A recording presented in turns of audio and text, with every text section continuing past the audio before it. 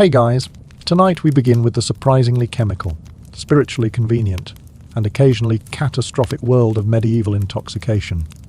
Getting absolutely wrecked wasn't just acceptable, it was medicine, religion, and civic duty, all three at once. So before you get comfortable, take a moment to like the video and subscribe, but only if you genuinely enjoy what I do here. And let me know in the comments where you are tuning in from and what time it is for you.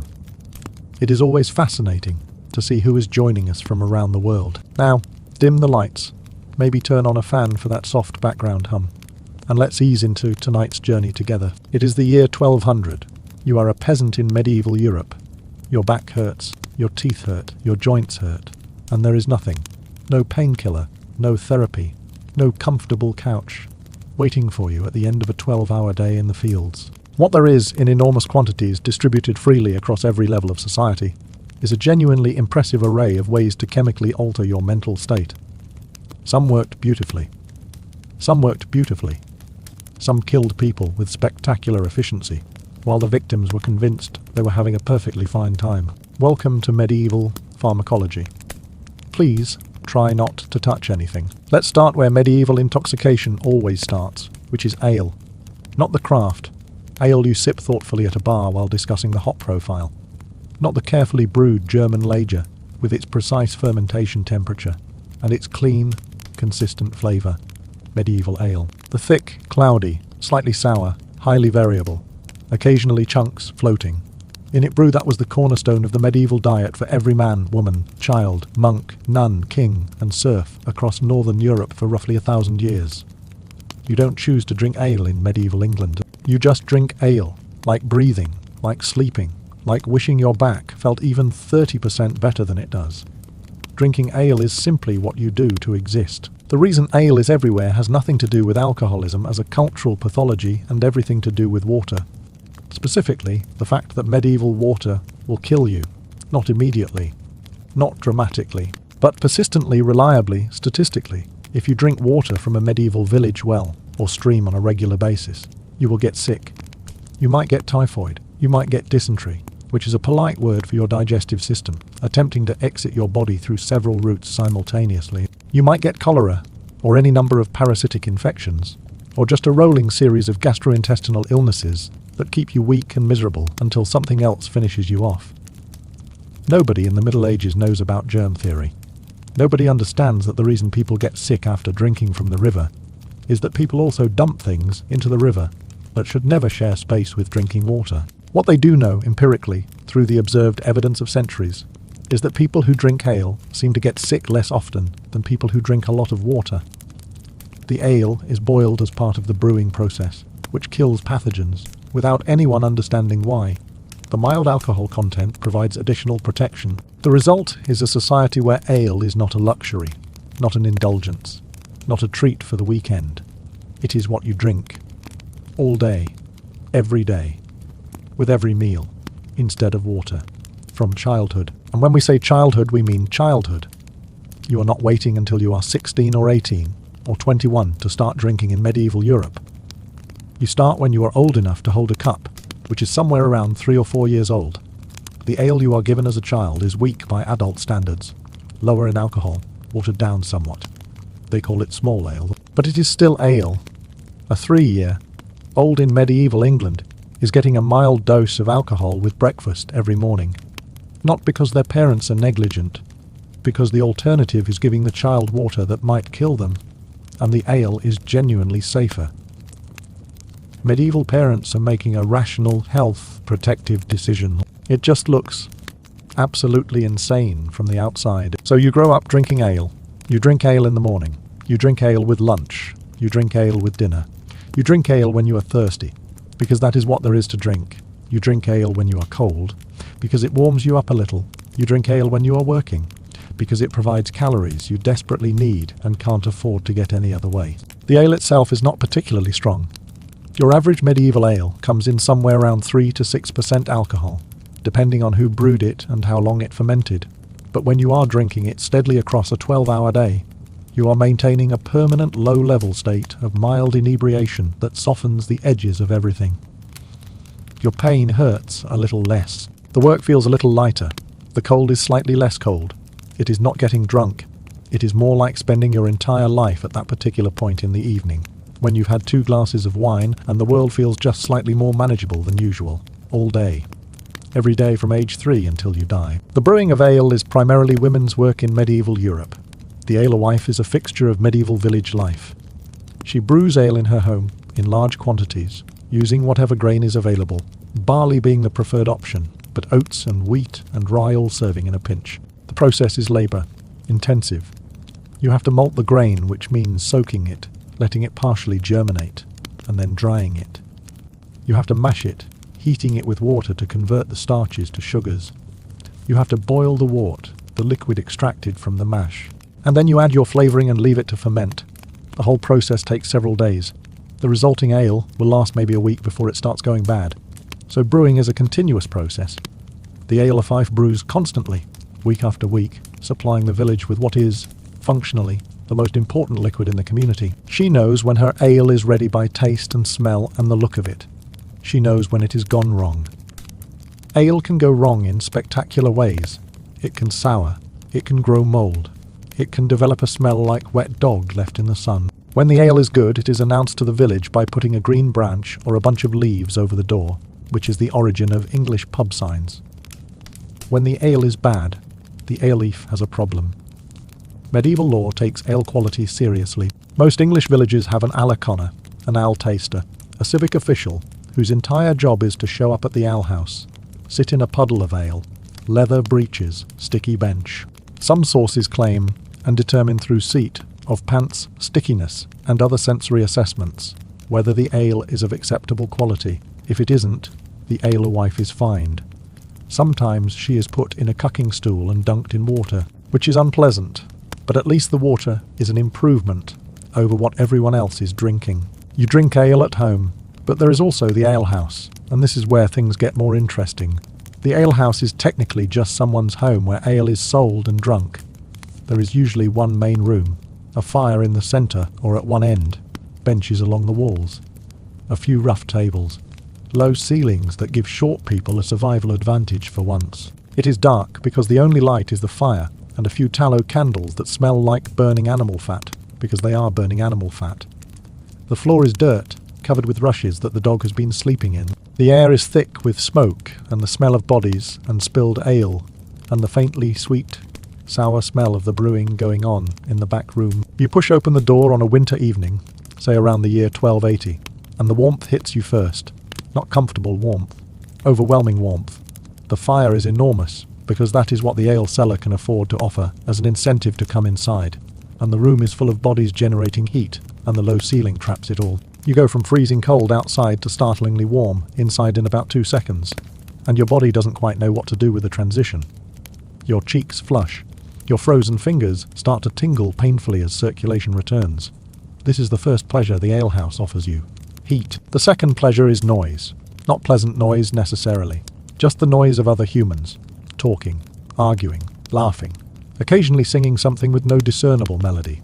You spend most of your day in relative isolation out in the fields. Or if you are a craftsman, in a workshop with maybe one apprentice and the sound of your own work.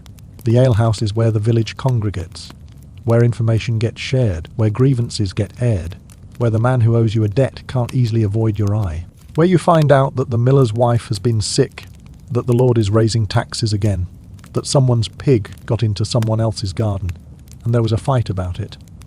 Medieval social media, delivered verbally over ale. The ale itself arrives in a wooden or ceramic cup. No glass.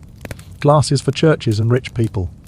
Your cup is probably a turned wooden bowl, or a rough earthenware thing that has been used by many hands before yours and rinsed. Maybe in water that is itself of questionable provenance. You don't think about this, you can't afford to think about this. You wrap your hands around it, and you drink. The taste is nothing like modern beer. It is heavier, murkier. There is something slightly sour in it, a natural fermentation tartness. If it is fresh and well made, it has a pleasant yeasty richness, slightly sweet, the grain flavours coming through clearly. There is usually something added for flavour, for bitterness, for preservation, because hops are not yet the universal standard they'll later become. In earlier medieval periods, especially, the ale is flavoured with a mixture of herbs called groot. And this is where things start getting genuinely interesting. Groot is not just a harmless flavouring blend. Groot contains things that, if anyone in the modern era looked carefully at what was in medieval ale, would immediately explain certain aspects of medieval behaviour that history books have attributed to other causes. The primary ingredients of Groot vary by region and period, but the core components include bog myrtle, also called sweet gale, which has mild intoxicating properties on its own; yarrow, which is mildly psychoactive and has been used by cultures worldwide as an intoxicant; wild rosemary, which in large quantities has some stimulant effects; and most significantly, henbane. Hyoscyamus niger, a plant so psychoactive, so pharmacologically potent, so genuinely dangerous, that adding it to ale seems in retrospect like something that should have been illegal immediately, and in fact wasn't, because nobody had the conceptual framework for understanding why their ale tasted slightly different this batch, and the effects were somewhat stronger than usual. Henbane in ale is a delivery mechanism for a genuine hallucinogen. Every time you drank Groot ale in a part of Europe where henbane was used in Groot, you were consuming a compound that affects your brain in ways that go considerably beyond simple alcohol inebriation. Henbane deserves its own section because it is, without question, one of the most important and least discussed intoxicants in European history. Henbane is a plant in the nightshade family.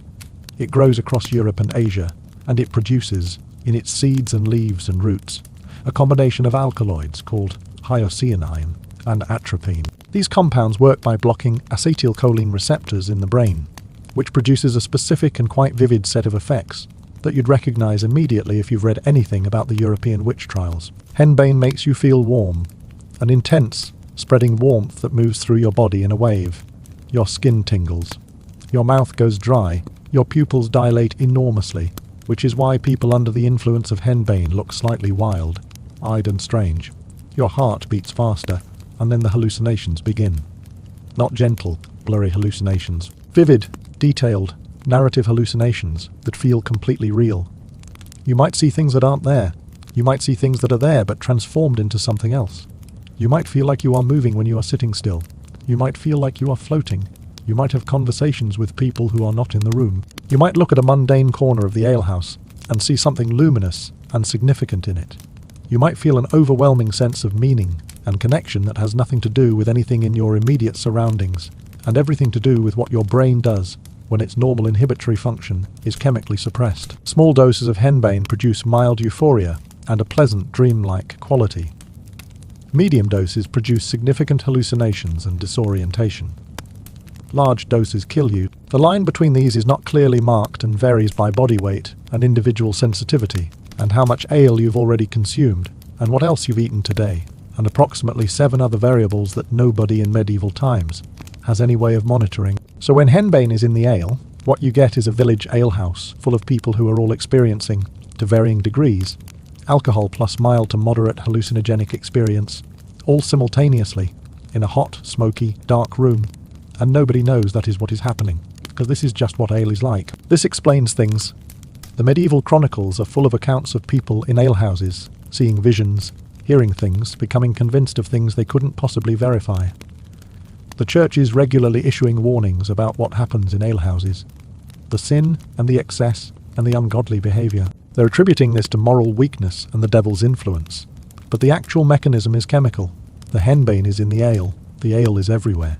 Everyone's on a low-grade hallucinogenic buzz every day, and nobody has a word for it. When hop-based brewing gradually replaces Groot, brewing across Europe between roughly the 12th and 15th centuries, something interesting happens. The ale gets less hallucinogenic. Hops have their own mild sedative properties, but they don't produce the same effects as henbane. The shift away from Groot to hopped ale coincides roughly with a gradual change in how medieval people describe their ale drinking experiences. The earlier medieval chronicles have more accounts of visions in the alehouse. The later ones have more accounts of people just being drunk and occasionally violent. The pharmacology changed. The experiences changed accordingly. But henbane doesn't disappear from medieval life just because it is taken out of the ale. It is still growing everywhere. It is still being used by herbalists and healers and wise women and apothecaries, because henbane is also medicine. This is the central paradox of medieval intoxicants. Almost everything that makes you high also, in the right dose, treats something. Henbane treats pain. It treats anxiety. It treats insomnia very effectively, because the sedative effects at moderate doses will put you to sleep thoroughly. It treats the pain of dental procedures and minor surgeries, because a patient given a henbane preparation will be heavily sedated and largely unaware of what is happening to them. The medieval physician does not call this anesthesia. He calls it a soporific draught, a sleeping drink. But that is what it is. Henbane is medieval anesthesia. If you need a tooth pulled in the year 1150, and you can afford the physician or the barber surgeon, and the physician is sophisticated enough in his practice, you might be given a drink containing henbane before the procedure. You'll feel the warmth spreading through your body. You'll feel heavy and slow. The room will begin to soften at the edges. The physician will lean over you with his tools, and you'll watch it happen from somewhere at a comfortable remove, the way you watch something happening to someone else, floating just slightly above the experience. The pain present, but muffled and distant, like hearing something through a thick wall. Then you'll sleep. When you wake up, the tooth will be gone, and your jaw will ache. But you'll have survived something that would otherwise have required you to be held down by two strong men while screaming. The henbane made that possible. The apothecary keeps dried henbane on his shelves alongside dozens of other botanicals, each with its properties and its doses and its risks, all of which he has learned through apprenticeship and through trial and error, his own trials and other people's errors. The wise woman in the village has her own supply, grown in her garden behind the house, dried and stored in clay pots. She knows how to make a preparation for sleep, for pain, for fever.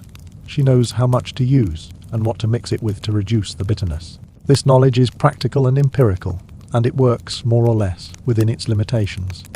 And the limitation of henbane is always the same dose. Too little, and nothing happens. Enough, and you get genuine medical benefit. Too much, and you are dead. The window is narrow, and medieval measurement tools are not precise, and this combination produces, reliably and repeatedly, accidental poisonings. You hear about these in the village occasionally. Someone who was given a preparation for pain and didn't wake up. Someone who treated their own insomnia without knowing enough about the dosing, and was found in the morning cold and still. These deaths are attributed to various causes. God's will. Bad luck.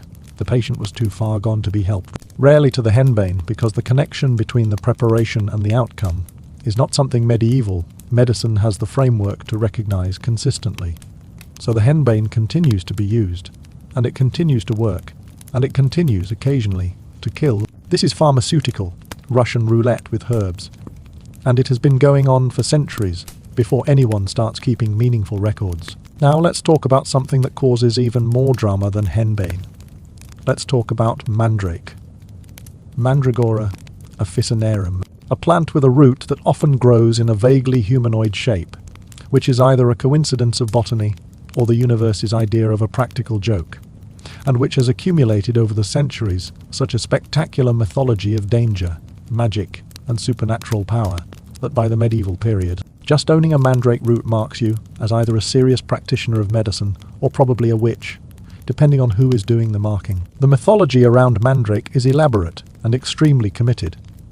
According to the legend that has been circulating since ancient times and is still completely believed in medieval Europe, mandrake grows at the base of gallows trees, nourished by the final fluids of executed men. When you pull it from the earth, it screams, not metaphorically, actually screams, a shriek so piercing and so fundamentally wrong that any human who hears it directly will die on the spot, or go irreversibly mad, which in medieval understanding are nearly the same thing. To harvest mandrake safely, you tie a dog to the root with a long string, stop your ears with wax or cloth, move to a safe distance, and call the dog. The dog pulls the mandrake from the earth. The mandrake screams. The dog dies, which is considered a reasonable trade for not dying yourself. You come back later, unplug your ears, collect your mandrake, and get on with business, possibly pausing to feel somewhat guilty about the dog. This story is nonsense. Mandrake does not scream when uprooted. It is a plant. It makes no sounds. The root doesn't reliably grow in human shapes, though some specimens have an approximation of limbs that is enough to feed the myth, and it doesn't grow specifically under gallows trees. It grows in Mediterranean regions in chalky or sandy soil, and it has been cultivated and traded for its medical and pharmacological properties for thousands of years before anyone decided it needed to be harvested using a canine sacrificial system. What mandrake does do, which is the actual reason for all the mythology, is contained significant quantities of the same alkaloids as henbane, scopolamine, hyoscyamine, and atropine. The root is the most potent part. The concentration of these compounds in mandrake root is high enough that small quantities have dramatic effects. Medieval physicians use mandrake as a surgical anesthetic, mixed with other sedating substances into a preparation they call the soporific sponge. A piece of cloth or sponge soaked in a solution of mandrake and other compounds and held under the patient's nose to inhale. The patient becomes heavily sedated. The surgery proceeds. If the dose is right, the patient survives and wakes up with a fuzzy memory of the previous few hours. If the dose is wrong in one direction, the surgery doesn't get done because the patient isn't sedated enough and is thrashing. If the dose is wrong in the other direction, the patient doesn't wake up at all. Beyond surgery, mandrake is used for pain relief, for sleep, for anxiety, which they call melancholy, in the humoral medicine framework, and for what the texts sometimes describe somewhat primly as inducing prophetic dreams. This last use is less medical and more recreational, because whoever is taking mandrake for prophetic dreams is actually taking it for the hallucinations. Mandrake, at a carefully calibrated, sublethal dose, produces intense visual and auditory hallucinations, a dreamlike state that can feel meaningful and revelatory, and a profound distortion of time perception. You take mandrake, you lie down, you enter a state that is not sleep and not wakefulness. Things happen in your consciousness that feel utterly real, utterly significant. When you come back, if you come back, hours have passed that felt like minutes, or minutes have passed that felt like years. You have seen things that nobody else has seen. You have spoken to people who aren't there. This is prophecy in the medieval frame. This is communing with the divine, or with other powers, depending on your theological alignment. The apothecary who sells you mandrake is not selling you a recreational drug. He is selling you a pharmaceutical. His receipts, his records, his learned justifications are all medical. But both the buyer and the seller under certain uses of this pharmaceutical go beyond the strictly clinical. Mandrake has a reputation. Everyone knows what it does. The pretense that it is purely medicinal is a social fiction maintained, because the alternative, admitting that you are purchasing something to get high, has implications for your immortal soul that nobody wants to deal with. And then there is opium, which might surprise you. Opium and the Middle Ages don't seem like natural companions. Opium feels like it belongs to either ancient history, or the Victorian era, or modern addiction crises, not the muddy, God-fearing, night and surf world of medieval Europe. But opium is there. It has been there since Roman times. The poppy Papaver somniferum grows across Europe and Asia and the Mediterranean, and its properties have been known for millennia.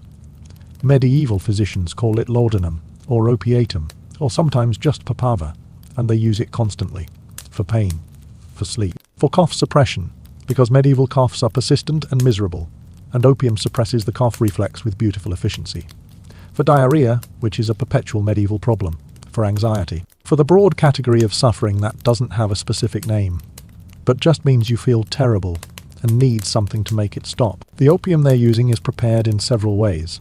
The raw latex, the white sticky sap that oozes from scored poppy seed heads when you cut them, can be dried and used directly. It can be dissolved in alcohol, in wine or ale, to make a drinkable preparation. It can be made into pills with various other ingredients. The physician might call the preparation a theriaca, a catch, or medicinal compound that traces its origins to ancient Rome and contains dozens of ingredients, of which opium is typically one of the most important. The patient doesn't always know exactly what is in their theriaca. They know it helps with pain. They know it helps them sleep. They know that after taking it, the world recedes somewhat to a comfortable distance. They know they want more of it when it wears off, which is a familiar pattern with a familiar biological explanation that won't be articulated for many centuries. Opium dependency exists in medieval Europe. It is not called dependency. It is not recognized as a pattern with a mechanism. When someone who has been taking opium preparations for a long-term illness stops taking them, they feel dreadful. They ache. They can't sleep. They're anxious and irritable. They need the opium back. The physician sees this and gives them more opium. Sometimes he adjusts the dose. Sometimes he explains that the illness is returning. Nobody has the framework to say, this patient's body has adapted to the presence of this compound and is now dependent on it at a neurochemical level. They don't know about neurochemical dependency. They just know that some patients need their opiatum more frequently than others, and this is treated as individual variation. rather than a systematic pharmacological phenomenon. The monastery is a significant source of medicinal compounds, including opium preparations. Monasteries are the hospitals of the medieval world. They're the libraries. They're the only consistent repositories of medical knowledge across the early and high medieval periods. The monks copy and preserve ancient medical texts, including texts that describe in detail how to prepare opium-based medicines. They grow medicinal plants in their gardens with a systematicity and dedication that secular farmers can't match. And they dispense medicines to the sick who come to them for help. A monastery infirmary in a reasonably large 12th century monastery will have access to opium, to henbane, to mandrake, to a range of other pharmacologically active compounds, all framed and justified as tools of healing, all administered in the name of charity and Christian mercy. The monastery is a pharmacy. The monk physician is a pharmacist. The theology and the pharmacology coexist without apparent conflict. Now let's talk about something that gives medieval authorities significantly more trouble than monks dispensing medicinal opium to the sick. Let's talk about what happens when the psychoactive plants meet folk practices. Traditional knowledge, women who live alone, and a church desperately looking for evidence of diabolism. Let's talk about the flying ointment, which is the most fascinating, most terrifying, and most pharmacologically coherent supernatural claim of the Middle Ages. You are a woman in a village in 14th century Germany. You know things about plants. You learn them from your mother, who learned them from her mother, and the chain of knowledge extends back further than anyone can trace, through generations of women who paid attention to what grew and what it did when you used it. You know which plants help fever, and which help sleep, and which treat wounds, and which ease the pain of childbirth, and which, if prepared in the right way and applied to the right place, do something else entirely. Something that isn't medicine. Exactly. Something that exists in the space between medicine and ritual, between healing and experience, between the pragmatic management of physical symptoms and the older, more complicated relationship between certain plants and certain states of consciousness. The flying ointment exists. That is to say, the practice of making and using it exists. The substance itself is real. The pharmacology is real. What is not real is the supernatural interpretation that surrounds it. The ointment is made from plants in the nightshade family, belladonna, henbane, and datura being the most common component. These plants all contain the same family of alkaloids, scopolamine, hyoscyamine, atropine, and they all produce, when absorbed into the human body, a specific and very characteristic set of experiences. What the flying ointment adds is a delivery mechanism that medieval inquisitors find particularly scandalous and pharmacologists find particularly clever: absorption through the skin. The alkaloids in these plants can be absorbed transdermally. If you make a fat-based preparation, something like an ointment or a salve using animal fat as the base, and you mix the plant compounds into it, and you rub it onto your skin, the compounds are absorbed slowly and continuously over a period of hours, producing a gentler, longer lasting, more controlled effect than if you eat the plant directly. Eating nightshade family plants is extremely dangerous. The dose is uncontrolled. The absorption is fast. The line between intoxication and death is difficult to find. But skin absorption is slower, more forgiving.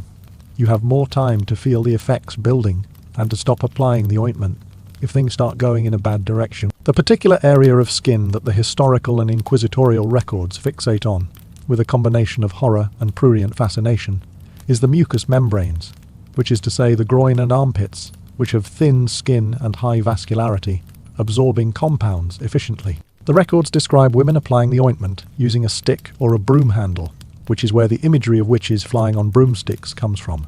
Not from women riding brooms through the air.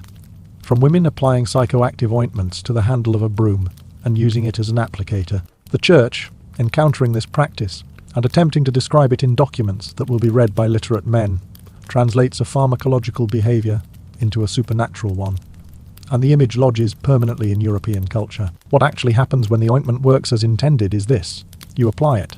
You lie down somewhere safe and quiet.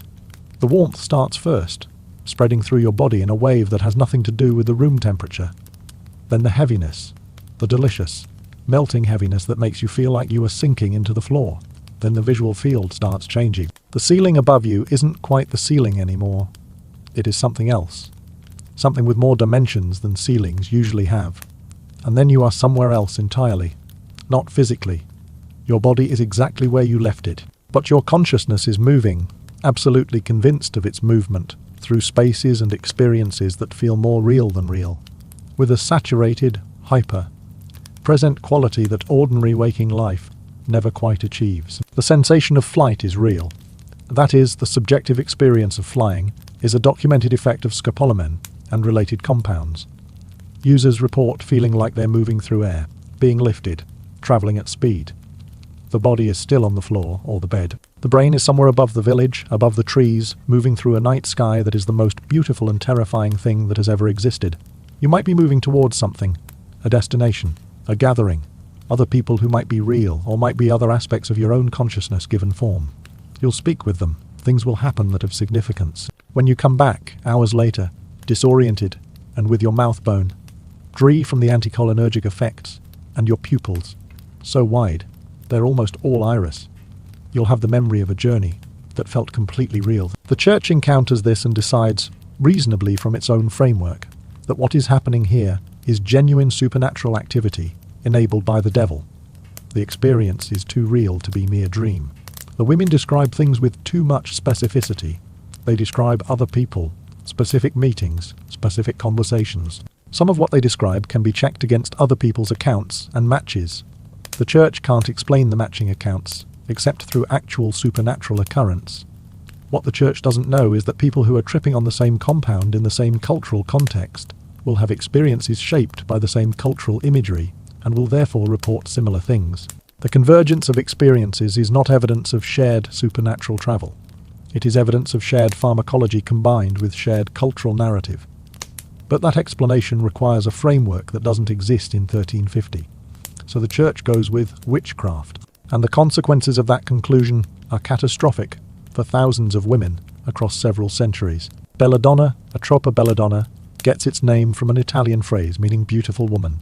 And this tells you something about medieval priorities.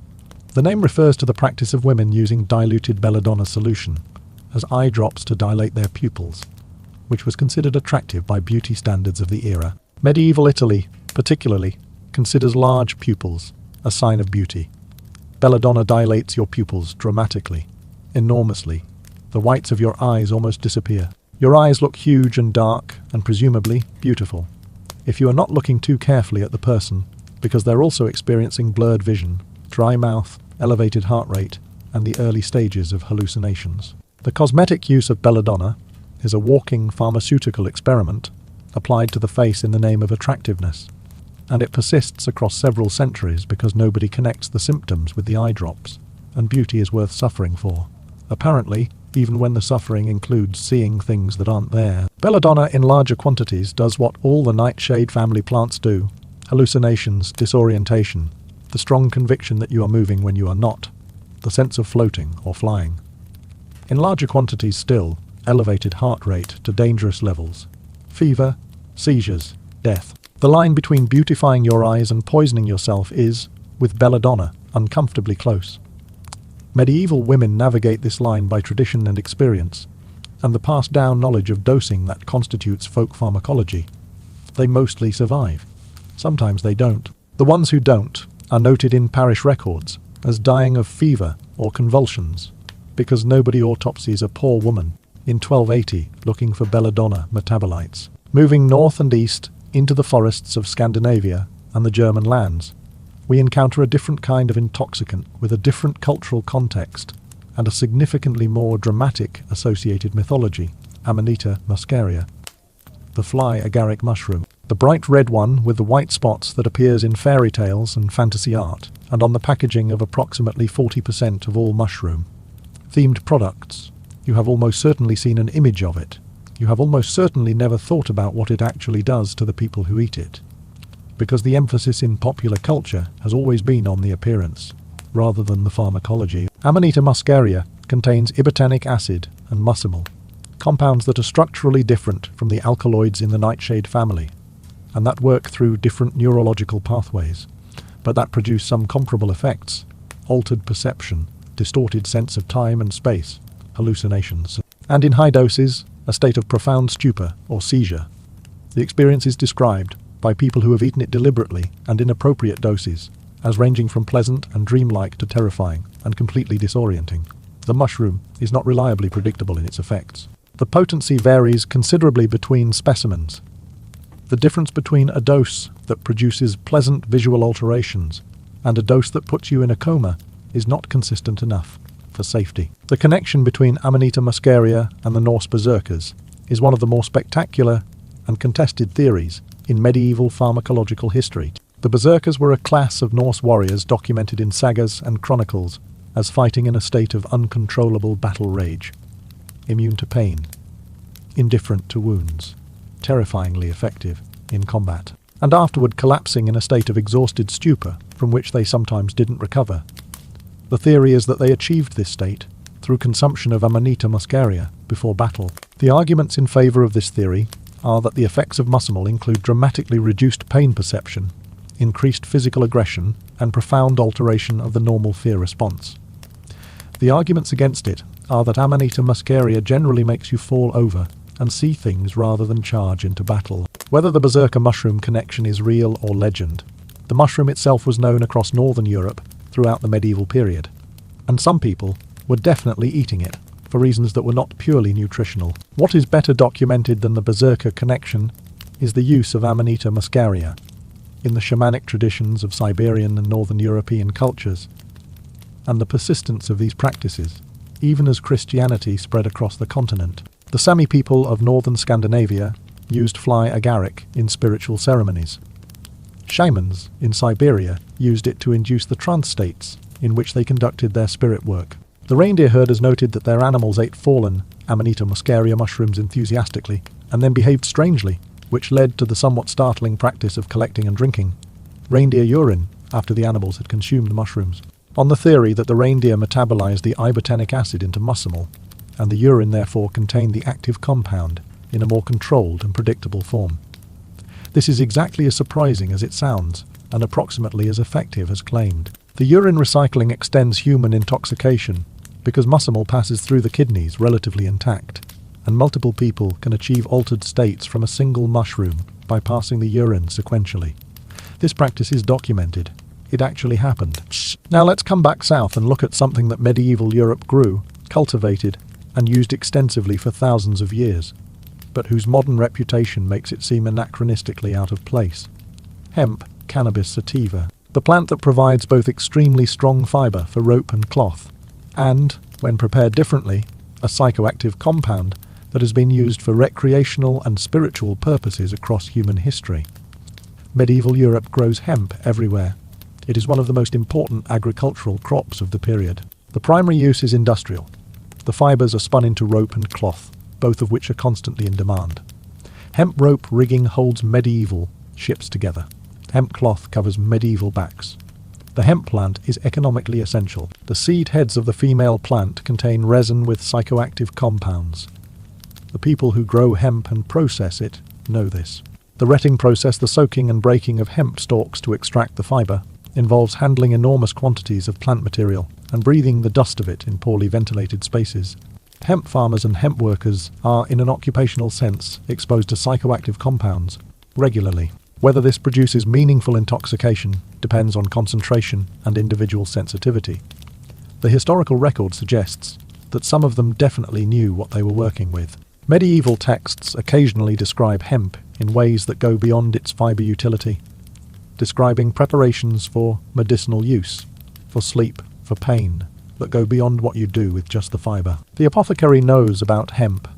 His medical texts, some of them copies of Arabic translations of Greek texts, describe hemp preparations for various ailments. Arab physicians of the Islamic Golden Age were sophisticated pharmacologists who had studied cannabis extensively and whose works were available in Latin translation to educated European physicians from the 12th century onward. So the learned physician in Paris in 1250 has access to descriptions of cannabis effects and preparations that are medically sophisticated.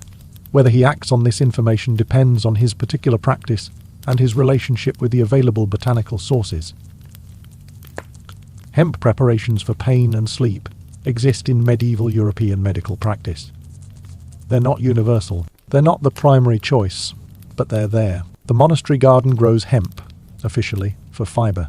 The infirmarian, the monk responsible for medical care of the sick, uses it in preparations. The line between the fiber hemp and the medicine hemp and the hemp that someone has heard makes you feel funny is not clearly drawn in the minds of people who live with the plant every day. What is clearly drawn is the boundary around what you can admit to doing, because the church's position on altered states of consciousness is complicated, and its position on activities it connects with heathen practices is not complicated at all. You can be intoxicated on ale, which is Christian, and on wine, which Christian self-associated with his blood. You cannot easily be intoxicated on plants, associated with pre-Christian ritual practice, without raising significant concerns about your immortal soul. This brings us to something that requires sitting with for a moment because it is genuinely strange. The church's relationship with intoxication in the medieval period is not what you'd expect. The church does not oppose intoxication uniformly. The church runs breweries. Major monasteries produce ale at industrial scale, for consumption within the monastery, for sale to fund monastery operations, and for distribution to the poor and sick in their care. The Benedictine rule allocates each monk a daily ration of a pint of wine or more, adjusted upward for those doing heavy labour. Monks drink. They drink as part of their daily life, sanctioned and organised by the same institution that will excommunicate you for dancing in the churchyard on Sunday. The theology here is not hypocritical, but it is nuanced in a way that requires explaining. Wine is sacred. The Eucharist uses wine. Christ turned water into wine, not into water into something else. Wine represents the blood of Christ in the central ritual of Christian worship. To say wine is bad would be to impugn the sacrament itself. So wine is good. Wine is Christ's gift. Wine in moderation is fine. Wine in excess is gluttony, which is a sin, but it is a manageable sin. One of the 7 deadly ones, but not the most serious. The church fathers are not pretending they haven't read Proverbs, which has a lot to say about strong drink. They've read it. They've decided that the category of acceptable intoxication, defined as ale and wine consumed in reasonable quantities, as part of normal social and religious life, is distinguishable from the category of sinful excess, which is drinking until you can't stand. And that second category is distinct again from the category of using substances associated with devil worship and pagan ritual, which is where the nightshade plants and mushrooms and mysterious ointments live. But the line between these categories shifts depending on who is drawing it and why. An abbess managing a large community of nuns who are doing hard physical labour in a cold climate will have a more expansive definition of reasonable quantities than a zealous reforming bishop, whose diocese has a problem with alehouse brawling. A physician citing ancient Greek medical authority for his use of mandrake preparations is using different intellectual tools than a village woman applying an ointment before bed. The formal structure and the informal reality of medieval intoxication don't map cleanly onto each other. The Church's real target consistently is not intoxication, per se. Its target is intoxication in the service of things it finds threatening: pagan ritual, sexuality outside marriage, the authority of folk practitioners versus clergy, and the potential for altered states of consciousness to produce religious experiences outside the Church's control. If you have a vision while drunk on henbane, laced ale, and the vision seems spiritually significant, whose authority interprets that vision? The priests, or the woman who made the ale? This is a power question, and the Church answers power questions with the same consistency it brings to everything else it considers important. Let's walk away from the pharmacology for a moment, and into the social life of medieval intoxication, because the where and when and how of getting high in the Middle Ages is as interesting as the what. Medieval people don't drink and alter their consciousness in a vacuum. They do it at very specific times, and in very specific places. And those times and places are woven into the fabric of social and religious life, in ways that make the modern weekend binge look shallow by comparison. The feast day is the anchor of the medieval ritual calendar. There are saints' days throughout the year, and attached to many of them are celebrations that involve, as a matter of course, and community expectation, significant quantities of food and drink consumed in communal settings. Ale is brewed specifically for feast days. Larger quantities than usual, stronger than usual, because this is a celebration, and the increased effort is warranted. The Lord of the Manor provides food and drink for his tenants on certain feast days as a matter of feudal obligation. The Church provides food and drink at certain celebrations as an act of charity and community cohesion. The feast is not a private indulgence. It is a civic event, a community ritual, a moment of shared excess that punctuates the relentlessness of everyday survival. You move through these feasts over the course of the year, and you know them by feel and by anticipation. Christmas comes with 12 days of celebration, and the ale flows more freely than at any other point in the year. Midsummer brings bonfires and drinking that the church has partially Christianized over older traditions, but hasn't fully transformed. Harvest festivals mark the end of the agricultural year with relief, drinking that has genuine emotional content. You survived another growing season. You have food stored for winter. You can afford to let down the vigilance for a few hours, and drink until things blur pleasantly. May Day celebrations are older than Christianity in most of Europe, and the church has been arguing with them for centuries without successfully ending them, partly because people like May Day, and partly because the local clergy, who are supposed to forbid the celebrations, are also, sometimes, in attendance. The specific experience of a medieval feast day is worth imagining in detail. You've been working since dawn. The feast begins in the early afternoon, outside if the weather permits, in the largest available hall if it doesn't. Long tables made of boards on trestles, benches, the smell of roasting meat, which is extraordinary if you haven't smelled it in weeks, which you probably haven't because meat is expensive and saved for occasions. The ale comes around in shared jugs, passed down the table. Everyone drinks. The conversation is loud. Games start up after the eating, rolling dice games and wrestling competitions, and the kind of improvisational singing that doesn't require talent to participate in. Children run between the tables. The dogs fight over scraps. The afternoon moves into evening. The fire gets bigger. The singing gets louder and less melodic. The ale keeps coming, and it has been flowing since midday, and you've drunk more today than in the average week, and the world is very pleasantly soft around all its edges. This is not a sin. This is community. This is the glue that holds a medieval village together through the year's hardship. The church understands this, mostly. The reform movements that periodically sweep through European Christianity and try to eliminate feast. Day excess find that eliminating feast. Day excess makes people miserable, undermines social cohesion, and generates resentment that makes pastoral work harder. So they moderate, they adjust. The feast days remain. The drinking remains. What the church manages to do over centuries is attach more specifically Christian content to the celebrations and reduce the visible association with pre-Christian ritual, without actually changing the pharmacological core of the event. People get drunk together regularly as a community activity and feel better for it. The tavern continues to trouble church authority throughout the medieval period because the tavern is unlike the feast day, not supervised, not communal in the village sense, not attached to religious occasion. The tavern is where you go on your own time, with people you choose, to do something purely for your own comfort and enjoyment. This is suspicious in the medieval framework because leisure as a concept barely exists for most people, and when people have free time they should arguably be spending it in prayer or pious activity, rather than in a smoky room, drinking with people whose moral character you can't vouch for. Every ecclesiastical council from the 9th century onward produces documents about the dangers of taverns. The clergy especially are warned away repeatedly. Priests in taverns are a persistent problem. Priests enjoy taverns. They're also human beings who need somewhere to go on a cold evening when the church is cold and their parishioners are asleep. The prohibition and the violation of the prohibition run in parallel across the entire medieval period. What goes on in taverns beyond drinking? Gambling primarily, dice games, card games. When cards arrive in Europe in the 14th century, betting on sports, on fights, on anything that produces a clear outcome.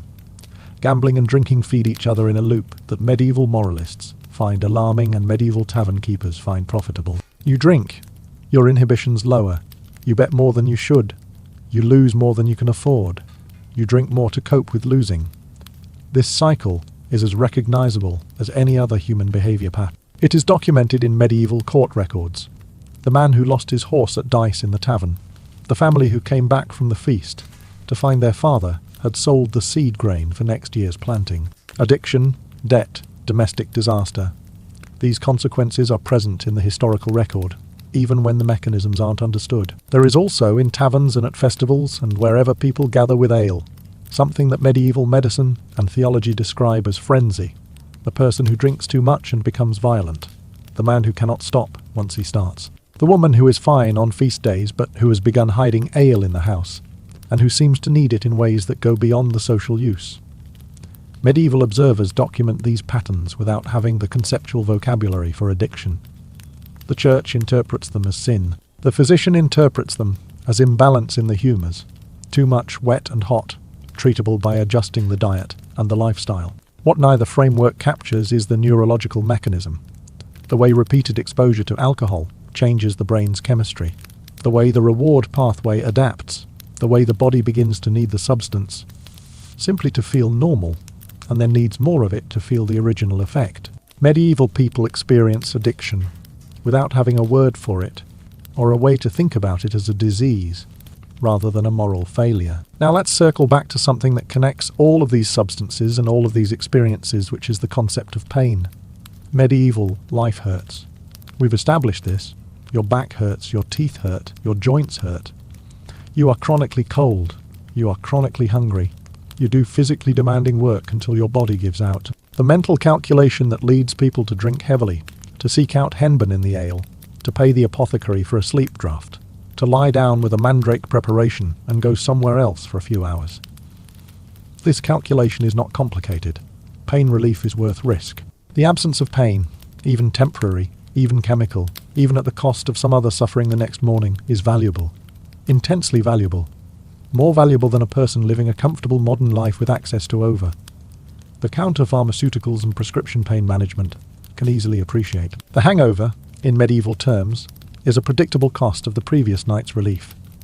Medieval hangover cures are a window into both the folk pharmacology and the slightly desperate creativity of people who drank a lot and had limited options for dealing with the consequences. The morning after a feast or a heavy alehouse evening, you wake up with a distinctive combination of headache, nausea, dry mouth, and general physical misery that the medieval world has various names for and no consistent theory of.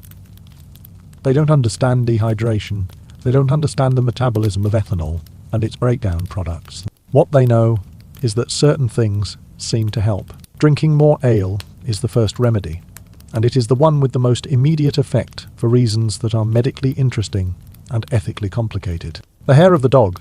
The phrase itself comes from a belief that a bite from a rabid dog could be treated with hairs from that same dog applied to the wound, which is nonsense for rabies but was applied by analogy to the hangover.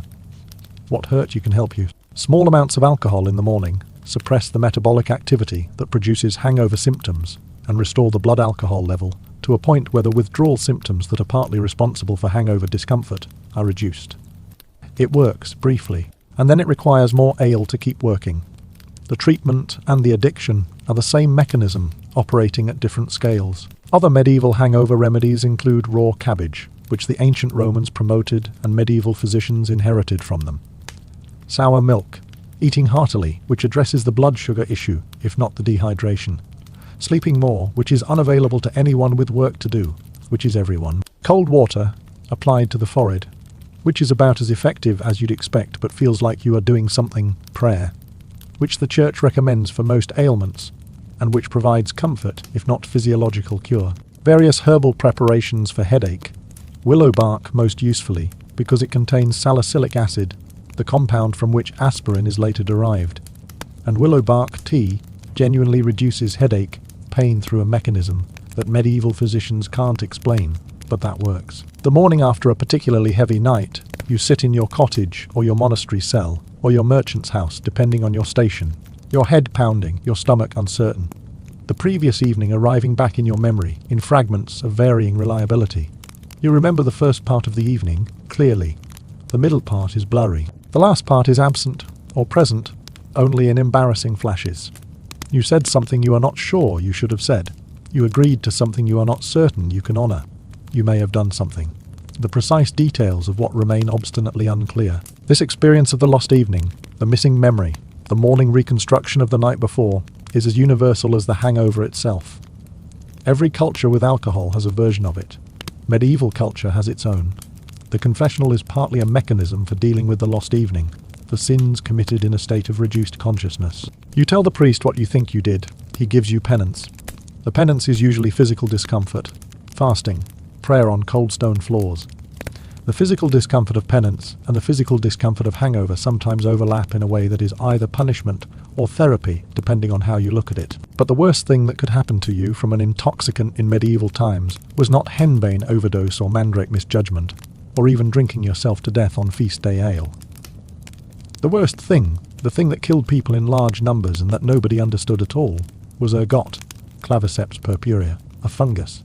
A fungus that infects rye grain in cold, wet conditions, replacing the grain with a dark, hard fingernail-shaped mass called a sclerotium, and that produces in those masses a family of compounds that are the most pharmacologically potent natural substances that medieval Europe will ever accidentally consume. Ergot alkaloids are structurally related to LSD, which is not a coincidence, since LSD was first synthesized from lysergic acid derived from ergot.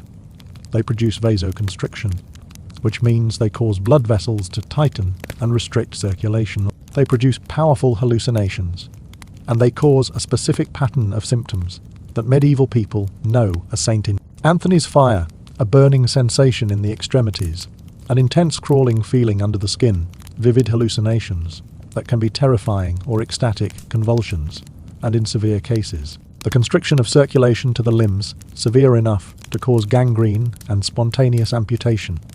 Your fingers and toes go from burning to numb to black to simply gone. This is ergotism. This is what happens when the rye harvest is contaminated, and nobody knows how to identify the contamination, and the contaminated grain gets milled into the flour that everyone eats. The outbreaks are regional and periodic.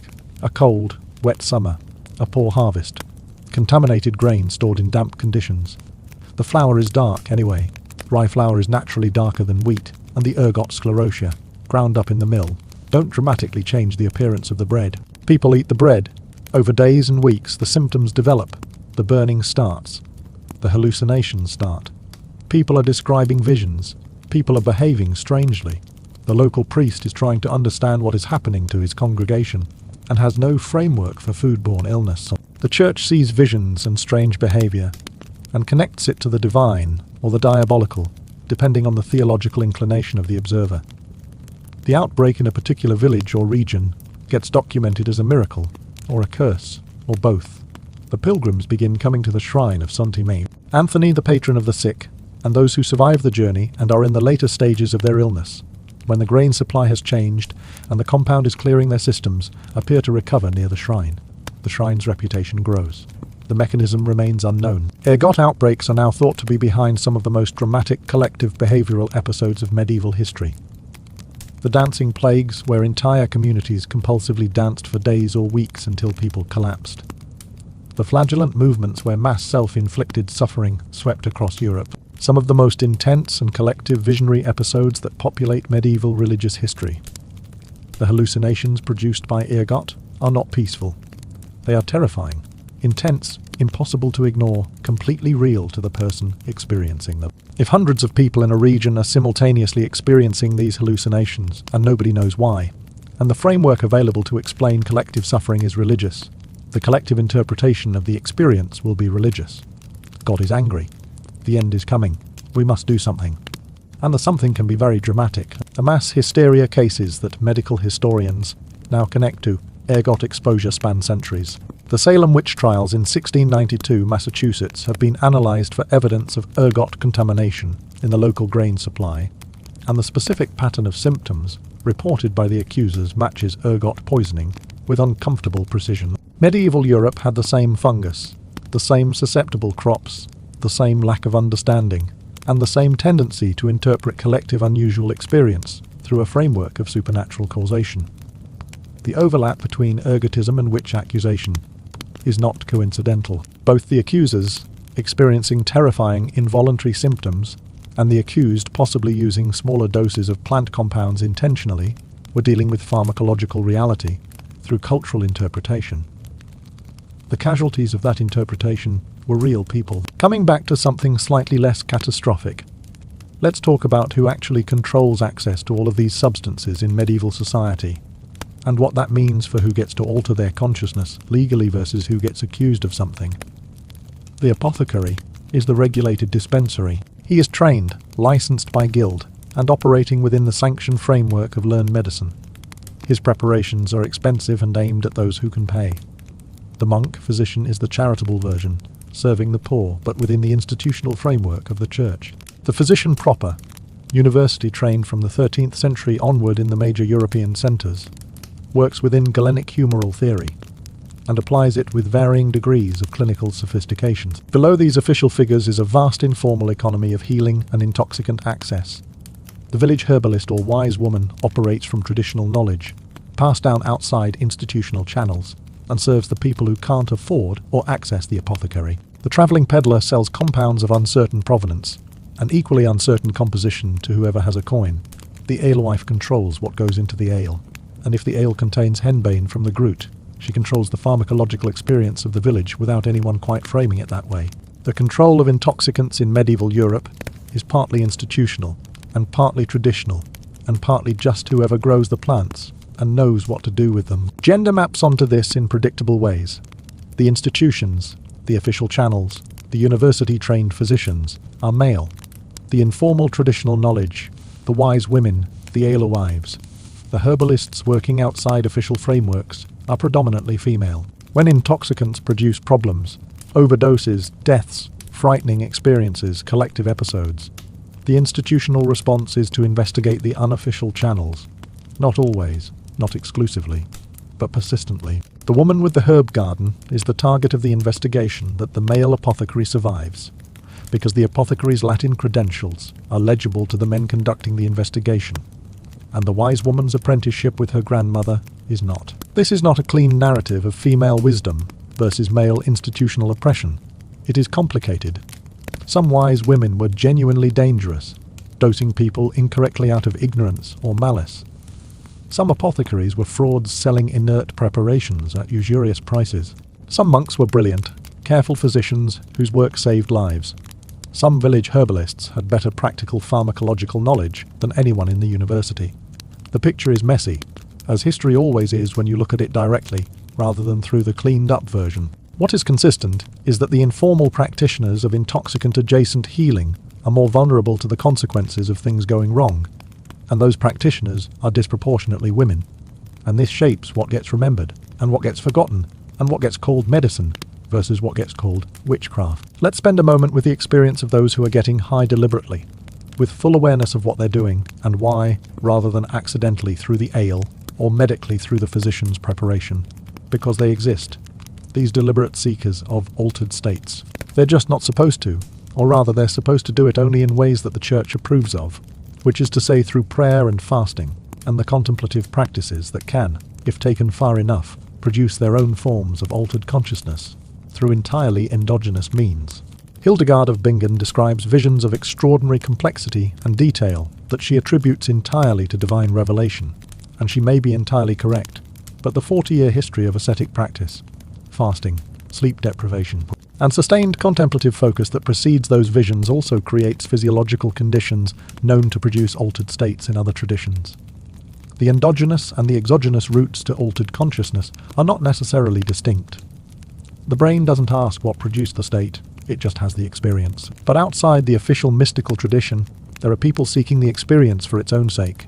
The scholar who has read the Arabic pharmacological texts and is curious about what they describe. The young man who has heard about what happens when you combine certain things with the evening ale. The woman who has learned from the woman who learned from the woman before her about the preparation that shows you things. These seekers are largely invisible in the historical record, because visibility is dangerous. What they leave behind are traces, the unusual herb gardens documented in property inventories. The pharmacological texts that are heavily annotated in ways that suggest practical rather than purely academic interest. The confessional records that describe experiences that sound less like sin and more like chemistry. The merchant classes, as they develop in the 12th and 13th centuries, provide a new vector for exotic intoxicants entering European culture. The trade routes to the east bring spices, and with the spices come other things. Theriac, the ancient Roman cure, all contains opium and is traded through the Mediterranean networks. The Crusades bring European soldiers into contact with the pharmacological traditions of the Middle East, including cannabis preparations used in North Africa and the Levant. The Crusader states in the Holy Land are cultural mixing zones where substances and practices flow in both directions. Some of what comes back with the Crusaders is medical knowledge. Some of it is more personal. The nobleman who spent 5 years in Outremer and came back with certain habits and certain items in his travelling chest is a type documented in enough accounts to suggest it wasn't rare. Let's come to the end of the day, or rather the end of the feast day, which is the most intoxicated moment in the medieval calendar. You are several hours into it now. The food is gone, or the good food is gone, and what remains is the dishes that nobody wanted, because they were too ambitious or undercooked. The fire is enormous. The singing has become something unrecognizable as music, but very recognizable as communal expression of goodwill. Your cup has been refilled more times than you can accurately account for. The person next to you said something funny an hour ago, and you are still finding it funny. Your neighbour with whom you've had a dispute about the boundary of your garden plots is across the table, and tonight you can't quite remember exactly why that dispute felt so important. Which might be the ale talking, but might also be a genuine glimpse of proportionality. Tomorrow the dispute will be back, but tonight, in this hall, with the fire throwing everyone's shadow large and warm on the walls, with the ale making everything soft, and all the hard parts of existence slightly more distant than usual, you feel something that medieval people don't have a word for, but that is recognizable across all human history and all human pharmacology. Relief. The specific physical relief of being somewhere other than your ordinary state of pain and worry and labour and fear. The chemical distance from the baseline, the fact that the cold outside and the aching joints and the spring planting not yet done and the Lord's rent due and the child who has been coughing for a week, all of it is still there, will be back in the morning, hasn't gone anywhere. But right now, in this moment for a few hours granted by ale and warmth and community, it is not immediately present. It is in the room, but in the far corner, not at your elbow. You can look away from it. You can have a conversation about something that isn't survival. You can laugh at something that doesn't have anything to do with how hard everything is. This is why medieval people drank. Not because they were constitutionally incapable of moderation. Not because they lacked moral fibre. Because they were in pain. Constantly. And they had found something that worked, temporarily, approximately, at a cost they were willing to pay. The same reason people in every other era of human history have sought the compounds that alter the brain's processing of its experience. The universal human desire to feel different than you feel, to travel momentarily to a state that isn't your default state, to take a break from the relentlessness of being conscious in a difficult body in a difficult world. Medieval pharmacology is crude and sometimes lethal and framed entirely in theological terms that obscure what is actually happening. But the need it serves is exactly the same need that every subsequent pharmacological development in human history has served.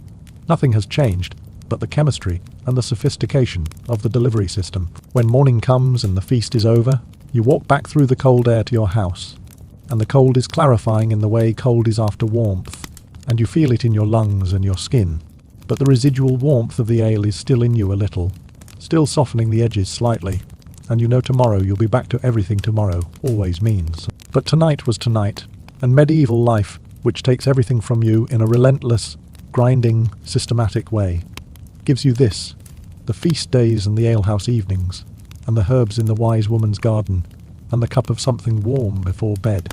Not enough, not enough, but something, in the Middle Ages is considerable. The morning hangovers, the church's warnings.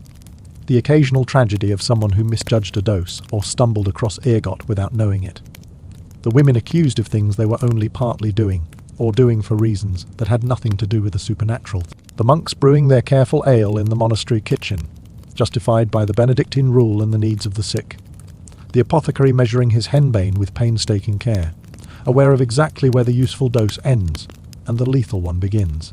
The village alewife putting her green branch over the door to announce the new batch is ready. All of these people navigating the complicated, dangerous, rich landscape of medieval intoxication without the vocabulary for what they were doing or why, with only tradition and observation and the pressed down, practical wisdom of accumulated generations, managing to do something remarkable, managing to find, in the middle of one of the hardest ways a human being has ever been asked to live, a reliable route to somewhere softer. Not a solution, not an escape, not anything that changed the fundamental terms of their existence, but a few hours on a feast day, in the warm, with the ale going around, and the singing getting louder and the boundary disputes temporarily irrelevant.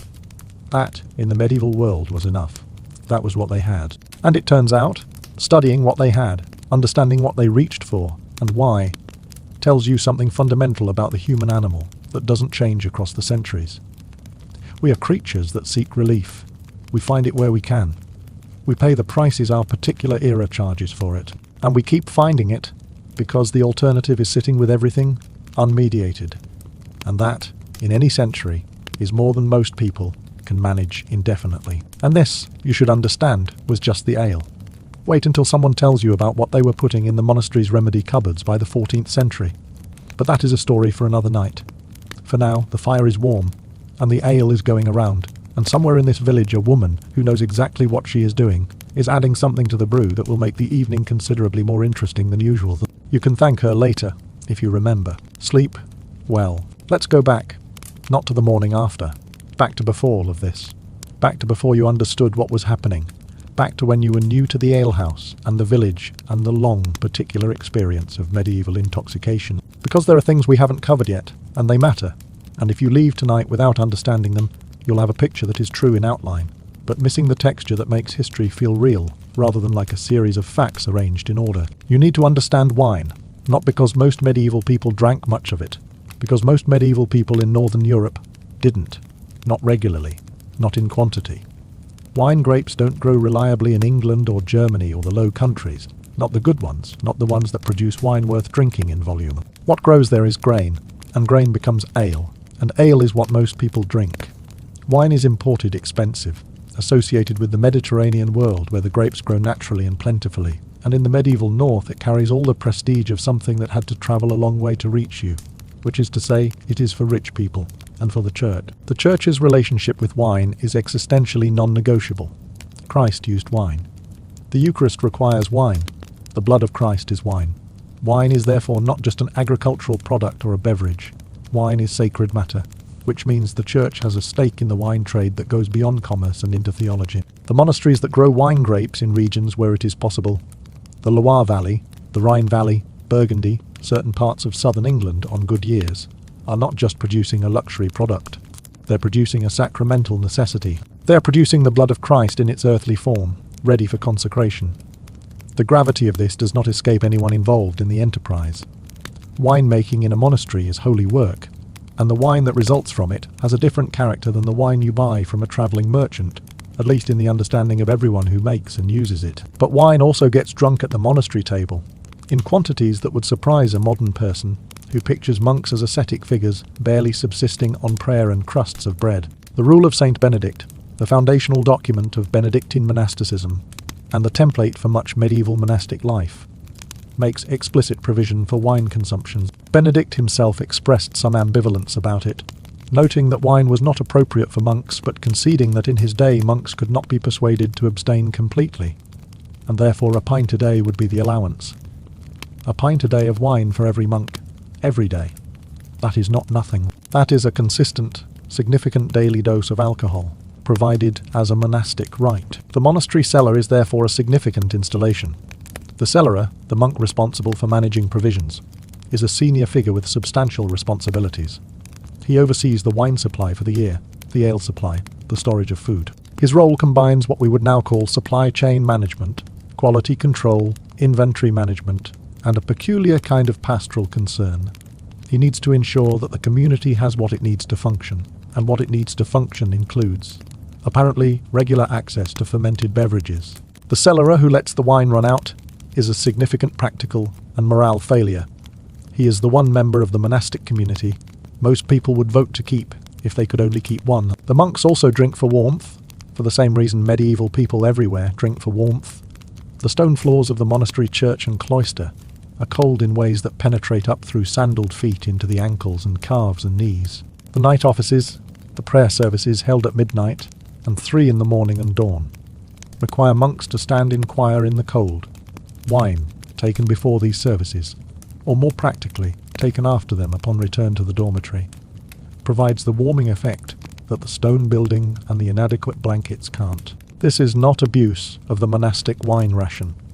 This is thermodynamics. Beyond the routine wine consumption, the monastery also maintains its pharmacy, its collection of medicinal preparations, many of which contain alcohol as a solvent or preservative, herbal preparations in wine, preparations of opium in wine, Preparations of henbane in wine. Preparations containing vinegar.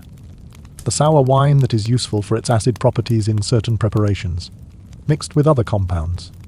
The infirmarian stock would, examined by a modern pharmacist, contain substances ranging from the genuinely effective to the completely inert to the straightforwardly dangerous. The challenge in the 12th or 13th century is that you can't easily tell which is which because you lack the conceptual framework that distinguishes active mechanism from placebo effect from harmful interaction. You know that certain preparations seem to help certain patients. You don't know why. You try to systematize what you know through classification and comparison, but the systematization is built on top of a framework. Humoral medicine, the balance of hot and cold and wet and dry. That doesn't correspond to the actual mechanism, so the results are mixed. Some of what the monastery does is excellent medicine by any standard. Some of it is elaborate uselessness. Some of it is harmful. And there is no reliable way, from inside the medieval period, to tell the difference. The infirmarian keeps detailed records, ideally, whom he treated, with what happened. The great monasteries have medical records going back centuries, and these records, read carefully by modern historians, show both the sophistication and the limitations of what they were doing. You can trace how a particular preparation moved through a monastery's pharmacopoeia over generations, being modified by each infirmarian's experience. You can see when something worked well enough to be kept, when something was abandoned because it kept killing patients, when something was introduced because a travelling physician or a visiting scholar brought a text describing it. The pharmacy evolves, empirically, through the slow accumulation of observed outcomes. It is medicine before the scientific method. It works. Partly, it fails. Partly, it is the best available, and it is genuinely insufficient, and it is all there is. Let's get more specific about the experience of being given a preparation at the monastery infirmary. You've arrived sick, not mildly sick, seriously sick, or you wouldn't have been brought here from the village. The infirmary is a long room, whitewashed walls, straw on the floor, beds along each side. Not good beds by modern standards, but better than your floor at home. There might be a fire. There is certainly a smell, the compound smell of sick bodies and the herbal preparations that hang drying from the rafters and the vinegar-based cleaning fluid that the infirmarian uses on the stone floor. The light comes through small windows that have oiled cloth instead of glass, admitting light while keeping out most of the cold. It is dim. It is warmer than outside. These two things alone are an improvement over most of what is available to you. The monk who examines you is quiet, experienced. He checks your urine. Uroscopy is the primary diagnostic tool of medieval medicine, examining the colour and consistency of urine under different lights to determine what humour is out of balance. He checks your pulse. He asks about your diet, your sleep, your bowels. He looks at your tongue. He makes a determination, and then he goes to his cupboard and prepares something. What he prepares depends on what he thinks is wrong with you, and what his cupboard contains, and what his particular training emphasized. If you have pain, he will give you something for pain. Maybe willow bark tea. Maybe a henbane preparation. Maybe a more complex compound involving several ingredients, some of which are genuinely active, and some of which are there for historical reasons, no longer clearly understood. You take what he gives you. The taste is bitter, probably, because the active compounds in most medicinal plants are bitter. You make a face. He ignores the face. You drink, and then you wait. The effect, if it is something like henbane or opium, begins in the stomach and works outward. A warmth that isn't the warmth of the fire. A loosening, a release of tension that you didn't realize you were holding. The pain doesn't go away immediately, but it becomes more distant, less urgent, less relentlessly demanding of your attention. You can lie back on the infirmary bed and be present in the room in a way that the pain was preventing before. The ceiling above you is interesting. The sounds of the monastery, bells, choir, monks' footsteps in the cloister, come through the walls, muffled and regular and unexpectedly comforting. You are going to sleep. Not the broken, cold, paranoid sleep of your house, where every sound might be something important, where you are always monitoring your environment, even unconscious. A different sleep, heavier. You go down into it without a fight. You wake up and you feel different than before you came, not cured. Medieval medicine doesn't often cure, but stabilized. The acute edge of whatever was wrong with you has been blunted. The infirmarian comes back, checks your urine again, nods, makes a note. He'll give you another preparation tomorrow. You stay several days. During those days you eat better than you normally eat. The monastery provides food for its patients, and you sleep more than you normally sleep, and you receive regular doses of something that manages your symptoms while your body does what bodies do when given food and rest and shelter. You get better, most likely. The infirmarian attributes your recovery to the appropriate treatment of your humoral imbalance and to God's mercy. Both of these may be partly true. Now, let's talk about something that happened at a very specific point in medieval history that changed the relationship between European people and intoxicants in ways that are both obvious and surprisingly subtle. The Black Death arrives in Europe in 1347. Over the next 3 to 4 years, it kills somewhere between 1/3 and 1/2 of the entire population of the continent. Maybe more. The demographic devastation is beyond anything that the medieval world had ever experienced. More people die in this period than in any subsequent European catastrophe, including the 2 world wars combined. The scale of it is simply not available to the modern imagination. Every person who survives it knows dozens of people who didn't. Every village has empty houses. Every family has gaps. The labor shortage reshapes the economy. The loss of institutional knowledge reshapes medicine and craft traditions. The psychological weight of what happened reshapes culture, and it reshapes the relationship to intoxicants in 2 specific ways. First, the immediate period of the plague sees a dramatic increase in consumption of alcohol and other available substances. Because what do you do when 1/3 of the people you know are dying of something that moves faster than anyone understands, and that has no treatment, and that seems to strike randomly, and that you may already be carrying without knowing it? You drink specifically. You drink more than you were drinking before. The chronicles of the plague years describe towns where the ale was flowing constantly, where feast days were being held during the plague, not in the traditional spirit of communal celebration, but in a spirit of desperate, defiant, this might be the last one energy. You drink because the anxiety is unbearable, and the ale makes it slightly more bearable. You drink because the person who died yesterday was your neighbour, and the person who might die tomorrow is you, and there is no productive response to this information. You drink because it is the available thing. But then the plague passes mostly, the population stabilises. And the second effect emerges. The survivors are doing a fundamental recalculation of their relationship to suffering and pleasure and time. If half the people in your community just died, and the institution of the church which told you that virtue and prayer would protect you was demonstrably wrong, because the most pious people died alongside the most sinful, with absolutely no divine preference for the virtuous, then certain foundations start looking unstable. Not everyone abandons their faith. Most people don't, but everyone is doing the calculation, consciously or not. Life is short. Life can be ended without warning. Life contains enormous amounts of suffering with no guaranteed reward. Given these facts, is the appropriate response to defer pleasure and endure suffering in hopes of something better later? Or is the appropriate response to find the pleasure that is available and take it while it is there? This calculation shifts culture. The late medieval period, the 14th and 15th centuries, sees a gradual but clear increase in what contemporary moralists describe as worldliness, attention to physical pleasure, luxury, where it can be afforded, a certain briskness about the future, and the rewards it may or may not provide. Art changes. The poetry of the late medieval period has a different quality from what came before. Alchemy and exploration, and the questioning of received authority, all accelerate. And the tavern culture, the drinking culture, the herbalism, and the folk pharmacology, all of it continues, and in some ways deepens, because the argument for postponing pleasure in favour of future reward has just received a significant practical refutation. The physicians who survived the plague are changed too. Medicine failed completely in the face of the Black Death. The humoral theory provided no useful guidance. The official medical establishment of the universities and the licensed practitioners had nothing to offer except the recommendation to flee, which helps only the people who can afford to flee, and then only if they go far enough and fast enough. The theoretical edifice of Galenic medicine emerged from the plague structurally intact, but functionally discredited in the eyes of anyone paying attention. What actually helped? Isolation helped, if you could achieve it. Good nutrition helped, if you had it. The nursing care provided by the monasteries helped the patients, who survived anyway. What the pharmacological toolkit offered was pain management and sedation, which is to say, comfort for the dying rather than cure for the sick.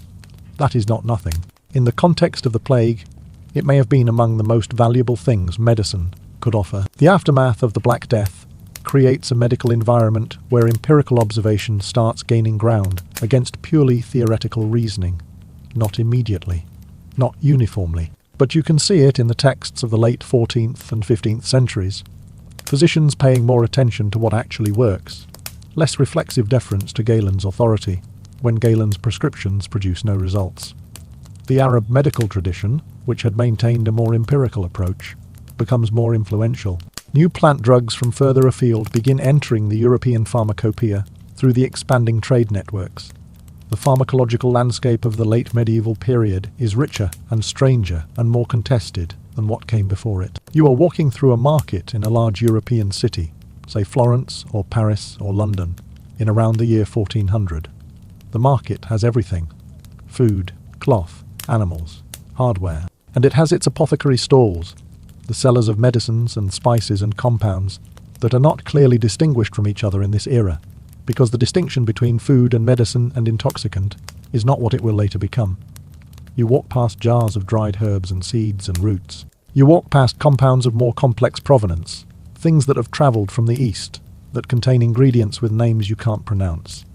The apothecary behind his counter is a skilled merchant and a practical chemist and a medical practitioner and a bit of a showman all at once. He will tell you what you need and sell it to you. Whether what he sells you does, what he says depends on which of his many compounds you purchase. You pick up a small sealed pot and hold it to your nose. It smells like cinnamon and something else, something dark and slightly bitter underneath the sweetness. This is a compound theriaca. The contents might include cinnamon, yes, for its genuine preservative and antimicrobial properties, ginger, pepper, various herbs, and opium, almost certainly, because the theriaca recipe that traces its lineage back to the great Galen of Pergamon always includes opium as one of its most important active ingredients. You are holding a pot of what is functionally an opium-based all-purpose medicine in a cinnamon delivery system, and it costs more than you usually spend on food in a week. And the apothecary is recommending it for your persistent cough, your joint pain, your disrupted sleep, and your general sense of malaise. It will help with all of these things. It will also create a mild physical dependency over extended use that neither you nor the apothecary has a framework for understanding, as a problem distinct from the original ailment. Let's talk about what mead actually is and why it matters in the medieval intoxicant landscape, because we've mentioned it but not properly visited it. And mead has its own particular history that is distinct from ale and wine. Mead is fermented honey, just honey and water given yeast, wild yeast, naturally occurring, not cultivated in any controlled way, and time. The result is something between a wine and an ale in strength and character, with its own golden colour and floral sweetness that comes from the honey's origin. If your bees were working clover, your mead tastes of clover. If they were working heather, which gives Scottish mead its characteristic depth, the mead carries that. Mead is a beverage of extraordinary sensitivity to its raw materials, picking up and amplifying the qualities of the honey, which picks up and amplifies the qualities of whatever the bees were visiting. Mead is older than ale, older than wine, arguably. The evidence for honey fermentation in human cultures goes back into prehistory, found in pottery residue from cultures that predate anything recognizably medieval by thousands of years. By the time you get to medieval Europe, mead has both a practical presence and a mythological one. In Norse culture, mead is the drink of the gods, the poetic mead of Kvasa. The drink that grants wisdom and poetic inspiration is a mead made from the blood of a being of divine knowledge mixed with honey. To drink mead is, in the Norse mythological framework, to participate in something sacred. The warrior who drinks mead before battle is doing something ritual as much as practical. The hall where mead is drunk, the mead hall, is a specific institution with its own architecture and its own ceremony and its own obligations binding lord and retainer through the shared cup. By the high medieval period, mead is declining in importance relative to ale and wine, partly because honey is expensive, it requires beekeeping, and bees are labour intensive, and partly because ale and wine are simply more efficient to produce in the quantities that a growing population demands. But mead persists, especially in regions where honey is abundant and grain is scarce. In Wales, in Ireland, in parts of Scandinavia, mead remains a significant part of the beverage culture long after the rest of Europe has shifted predominantly to ale. And it remains, across all these regions, something associated with ceremony. You drink mead at the important moments. Mead is for occasions that deserve a drink with history in it. The medicinal mead called metheglin is a specific and important subtype. Metheglin is mead with herbs infused into it, typically for medicinal purposes, and the range of herbs used is as pharmacologically interesting as the Groot herbs in ale. You can make metheglin with hops, for sedation, with henbane, for deeper sedation, with valerian, which has genuine anxiolytic properties, with rosemary, with thyme, with any of the dozens of herbs that medieval herbalists associate with specific therapeutic goals. Metheglin is medicine and intoxicant simultaneously, the same compound serving both functions. The line between healing and altering your consciousness deliberately blurred, because in practical terms there is no need to separate them. You want the pain to recede and to sleep. The metheglin provides both. Whether the mechanism is medicinal or chemical, or both, is a question that doesn't need answering. The beekeeper who supplies the honey for mead and metheglin is a figure of some standing in medieval communities. Bees were understood to have a special relationship with the divine, with the sacred. Honey was one of the relatively few sweet substances available in a world without refined sugar, and its value was correspondingly high. The monastery maintained beehives in its gardens for honey and for beeswax, the beeswax being essential for candles, the candles being essential for the liturgy. The honey was consumed and sold and used in medicine and in mead. The beekeeper who managed this had practical knowledge of the seasonal rhythms of the hive, the diseases that affected bees, the plants that produced the best honey. This knowledge was, like most specialist knowledge in the medieval world, part empirical observation and part law, transmitted through apprenticeship, not formally taught. There is a particular kind of quiet that comes when you've had enough metheglin to be comfortable, but not so much that you are impaired. A soft, warm quiet, where the edges of things are gentle and the mind settles down from its usual activity into something more restful. Medieval contemplative traditions valued this state when achieved through prayer and meditation as a form of spiritual receptivity. The experience produced by the metheglin is not identical. The mechanism is different, the quality of the quietness is different, but the functional state has similarities. The mind becomes less busy. The body becomes less insistent. Something happens that feels like spaciousness. Medieval people who used metheglin medicinally would recognize this quality. They might call it rest, or ease, or relief. Not a high, not an ecstasy, not a vision. Just the absence, for a time, of the constant press of ordinary discomfort, which, in the context of medieval life, is very nearly everything. We've been spending a lot of time in the world of the serious pharmacologist, the apothecary and the wise woman and the monastery infirmarian. Let's spend a moment in a more ordinary place, the traveller's road. Because if you are moving through medieval Europe, and many people are, more than the settled village image suggests, pilgrims and merchants and soldiers and craftsmen moving between towns, you encounter the intoxicant landscape in a different way. The road has its own pharmacology. The inn along the road is different from the village alehouse. The village alehouse serves known people in a known community. The inn serves strangers, which changes the dynamic considerably. The inn is where you end up when you are too far from home to go back before dark, when the rain has made the road impassable ahead, when your horse is lame, when you are sick and can't continue. The inn provides bed and ale and sometimes food. The bed is communal. In most cases, you share a bed with whoever else is staying, which might be 3 other people or might be 6, and you've never met any of them before, and you won't meet them again. You sleep with your valuables, held close and one ear alert for sounds that don't belong. The ale at the inn is, depending on the inn, either acceptable or terrible. There is no quality control mechanism except reputation, and you have no access to the inn's reputation, because you've never been here before and don't know anyone who has. You drink what is served. Sometimes it is fine. Sometimes it has a quality that suggests it is being stretched with water, or that it is older than optimal, or that the brewing was done carelessly. Sometimes, in the later medieval period, it has a bitterness and a bite that suggests the hops were added with more enthusiasm than expertise. You drink it because you need to drink something, and because the alternative is unboiled local water from a barrel in the corner whose provenance is not obvious. The traveller who has experienced the merchant who makes this route regularly, the pilgrim who has done this before, carries things. A small bottle of something stronger than ale, acquired from an apothecary in the last town, for warmth and for the pain of riding. A bundle of dried herbs for making a tea if hot water is available and you feel sickness coming. The experienced traveller has learned that the road's medical emergencies are specific. Exposure to cold, injury from falls or accidents, the digestive consequences of eating uncertain food at uncertain inns. the skin problems that come from days of outdoor exposure, the infections that enter through blisters and cuts. There is a practical pharmacopoeia for the road, and it differs somewhat from the home pharmacopoeia. The pilgrim carries something else, something that is at once pharmacological and spiritual, and entirely unique to the medieval world: the relic water. Water that has been in contact with a saint's relic, collected at the shrine, bottled and carried home. The relic water is medicine. It cures things. The medieval patient who has been given relic water by a shrine and who has recovered from their illness has received genuine benefit, even though the mechanism is placebo and the pharmacology is water. The belief is complete.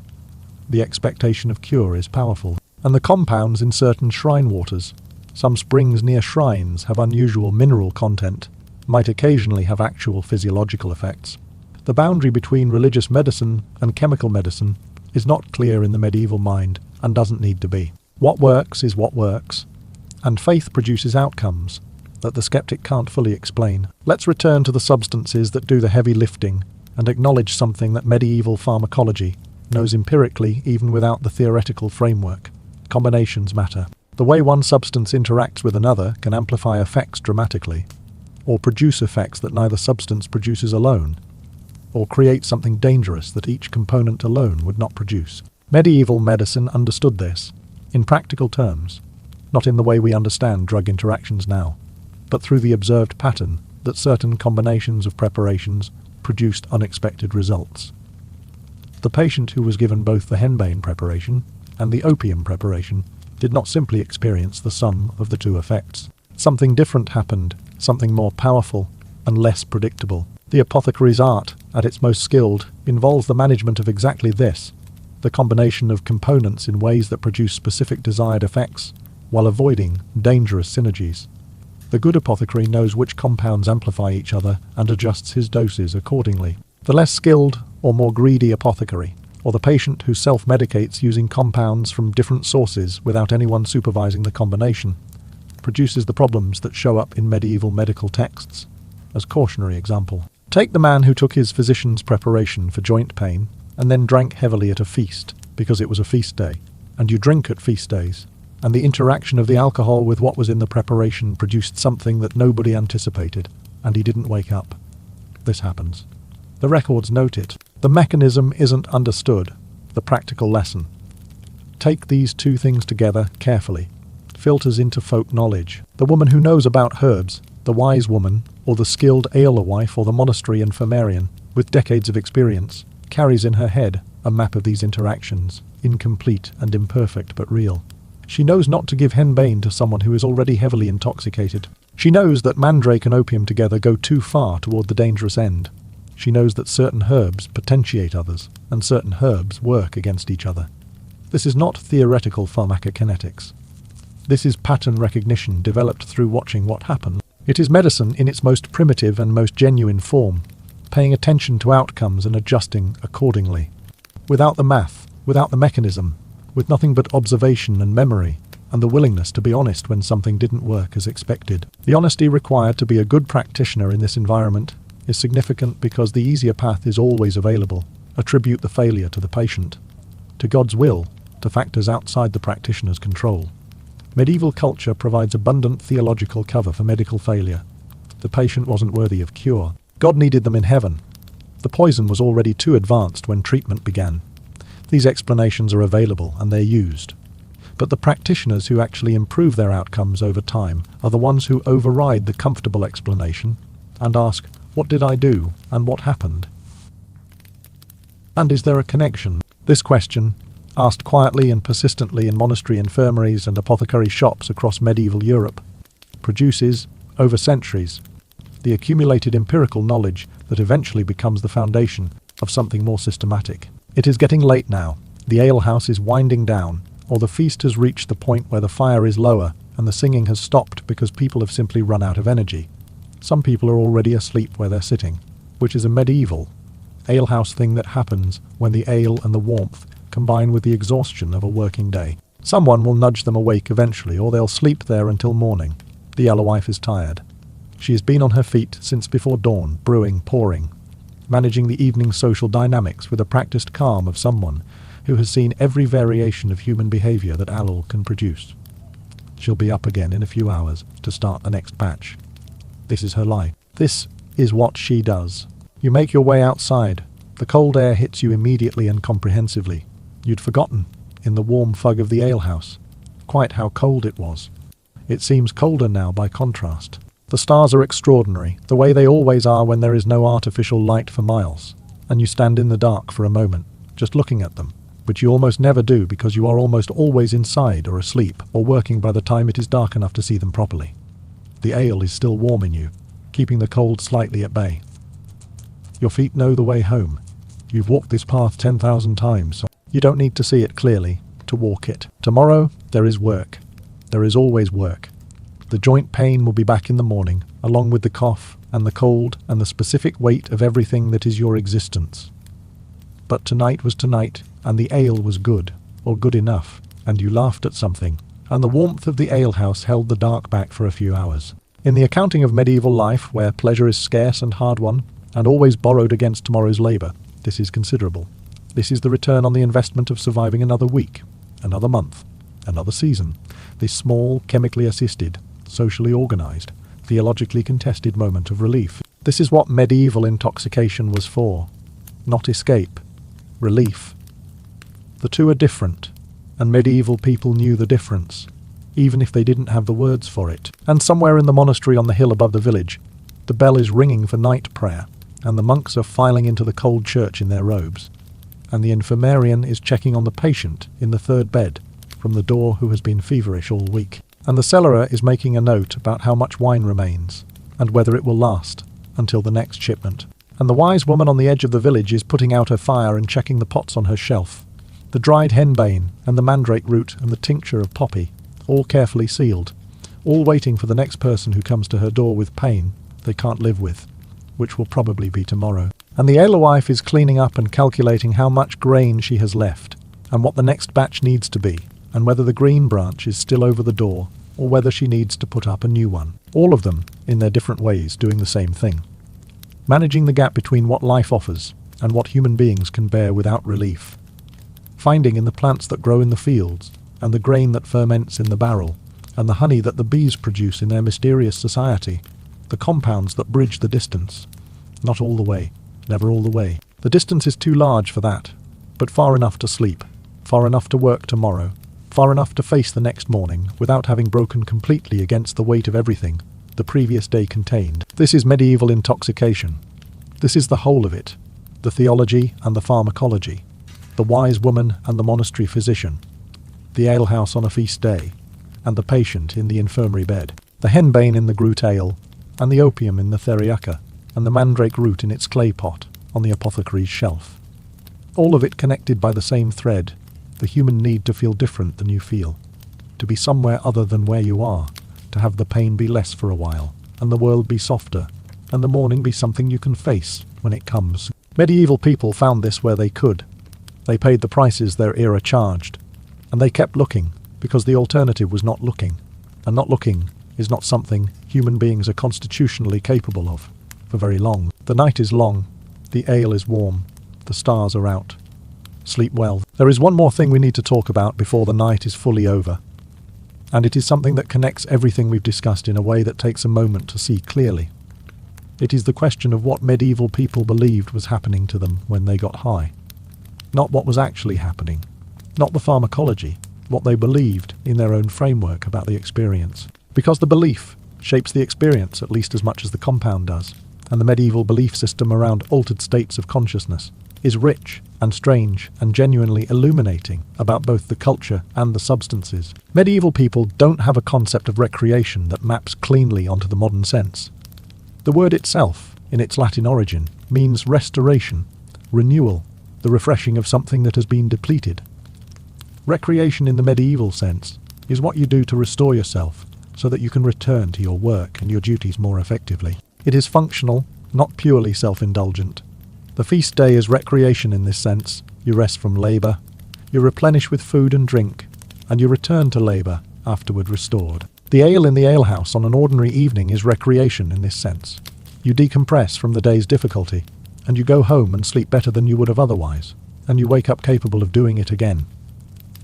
The medicinal preparation from the apothecary is recreation in this sense too. If you squint, it restores you to a functional state after illness. This framing matters because it makes the experience of intoxication legible within the medieval moral framework in a way that purely hedonistic pursuit of pleasure would not be. You are not getting drunk because you want to feel good. You are restoring your capacity for work and duty. This distinction is maintained, more or less, as long as the consumption stays within certain visible bounds. When it stops being restorative and starts being destructive, when the drinking is undermining work rather than enabling it, when the expense of the alehouse is coming out of the food budget, when the ale is being drunk in the morning before work has started, then the moral framework snaps into judgmental mode, and the language shifts from recreation to sin. But within those bounds, the experience itself carries meaning that goes beyond the pharmacological. When you drink at a feast day, you are not just ingesting alcohol, you are participating in a community ritual with centuries of meaning behind it. The shared cup, the communal table, the feast that marks the saint's day or the harvest or the Christmas season. These are the moments when the village exists as a collective, rather than as a set of individual households. The intoxication is part of that collectivity. You are all feeling the same thing together, or something like the same thing. The shared softening of the world's edges, the shared ease of the evening, creates a felt community that transcends the usual individual experience of struggle. This is not a trivial function. This is one of the most important things that feast days do. And the ale is essential to it, because the ale lowers the usual vigilance and defensiveness that people maintain and allows them to be genuinely present with each other in a way that everyday life rarely affords. The hallucinations produced by henbane and the nightshade family plants carry a completely different kind of meaning in the medieval framework. Visions are not recreational. Visions are messages. When you see something that isn't there in the medieval world, it is because something is being shown to you. Whether the source of the showing is God, or a saint, or an angel, or a demon, or a more ambiguous kind of spiritual entity, depends on the content of the vision and the theological interpretation of the interpreter. But the vision itself is always meaningful. It always refers to something outside the experience as ordinary knowledge. This is why the people who can reliably produce visions, the mystics, the prophets, the wise women with their plant preparations, have power. They have access to information that other people don't have, or they appear to have it, which in practical terms is nearly the same thing. The visionary experience produced by henbane or belladonna or mandrake is genuinely compelling. It feels real, not like a dream, which everyone knows feels real but has a certain quality of recognizable unreality in retrospect. The nightshade alkaloid vision feels real in the way that sitting in this room feels real. The people in it are detailed and specific. The conversations are coherent. The spaces visited have consistent properties. When you come back, the memory of what you saw is vivid and persistent in a way that dream memories almost never are. You remember what happened in the vision the way you remember what happened yesterday. This quality of realness makes the experience impossible to dismiss. It happened. You were somewhere else. You saw things. The question of what those things meant is one for the church and the community to answer, not for you alone. The plant that gives you the vision doesn't know what vision to give you. The plant's chemistry disrupts normal neural processing and allows the brain to produce experiences that aren't constrained by sensory input. What experiences it produces depend on the brain that is doing the producing, its memories, its fears, its cultural expectations, its deepest preoccupations. A monk who takes mandrake in the monastery infirmary, accidentally overdosed while being treated for pain, will have visions shaped by his theological education and his devotional life. He might see Christ, or Mary, or angels. He might see hell and demons. He might see the pattern behind the universe that he has been trying to understand through prayer and scholarship. The content of the vision is not random. It is the brain's best version of what matters most, freed from the usual constraints of sensory input. When the monk describes his vision to the abbot may be horrified or fascinated or skeptical, but he can't dismiss it, because it has the quality of revelation, and revelation is real, and this monk is a serious and credible person who does not make things up. The village woman who uses her ointment deliberately, who lies down intending to have an experience, will have visions shaped by her own knowledge and concerns and the imagery available to her. She might travel to other places she has heard of. She might meet people she has wanted to see. She might encounter things she is afraid of and face them, or flee them, which is its own kind of information. When she comes back and describes what happened, The interpretation depends on who is listening. Her neighbour who trusts her. This woman has knowledge that came to her through means that are frightening, but not diabolical. The visiting priest who doesn't trust her. This woman is consorting with demons. The same experience, described the same way, producing opposite interpretations in different receivers. The experience is the same. The framework is everything. This is the deepest layer of medieval intoxication, the one that requires the most careful attention to access. The medieval world is one in which the boundary between the material and the spiritual is not where modern sensibility places it. The modern world has a clear boundary between physical reality, which is subject to scientific investigation and natural law, and whatever else might exist, which is a matter of belief and not of public knowledge. Medieval Europe does not have this boundary in the same place. The spiritual is not separate from the physical. It is woven into it. The saint's relic in the monastery chapel is not a piece of old bone that inspires devotion by association. It is a conduit through which divine power operates on physical reality. The herb in the wise woman's garden doesn't just have chemical properties. It has spiritual ones.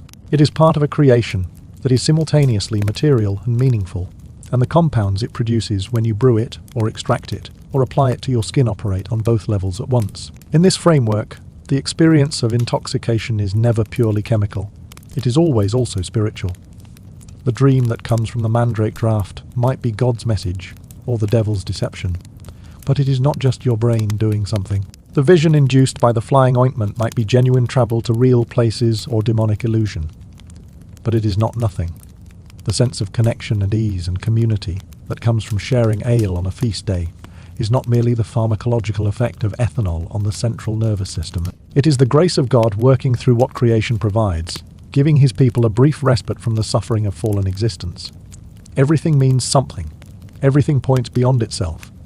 The compound in the plant points to the herb law that understands it, which points to the God who made the plant with those properties, which points to the great chain of being within which every created thing has its place and purpose. Getting high in medieval Europe is not separate from theology.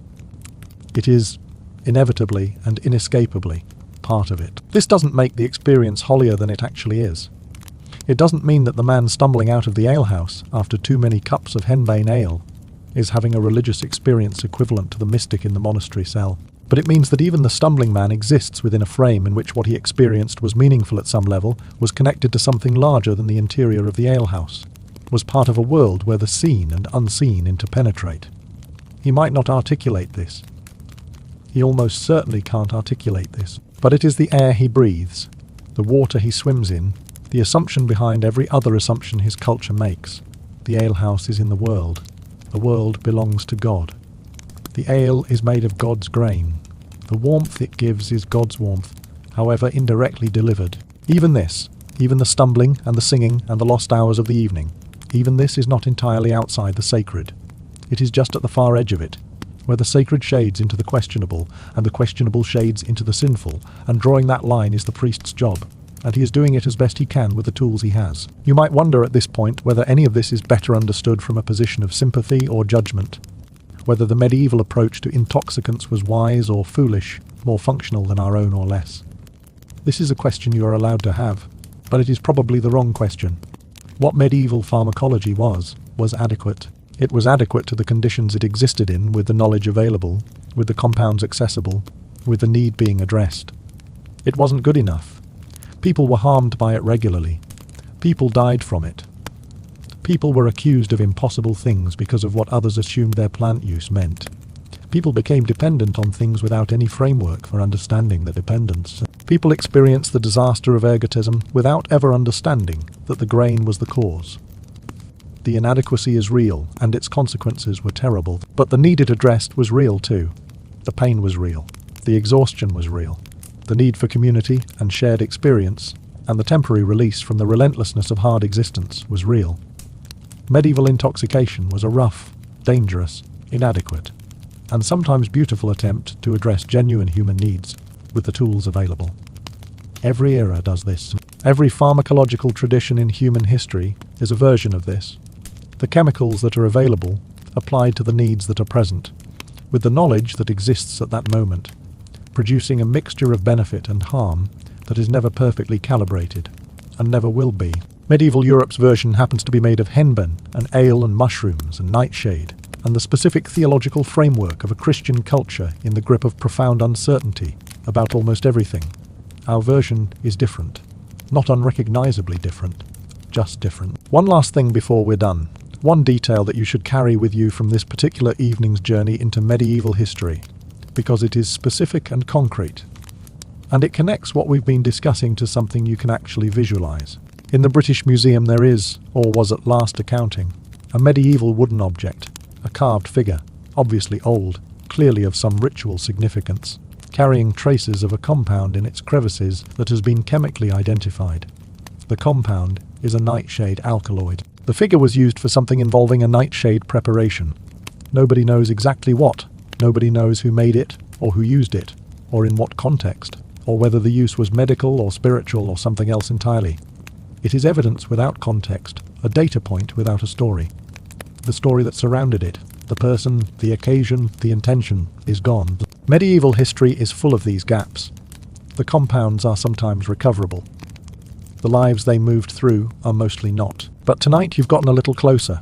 You've sat in the alehouse with the henbane ale going around. You've been in the apothecary shop holding the jar of theriaca.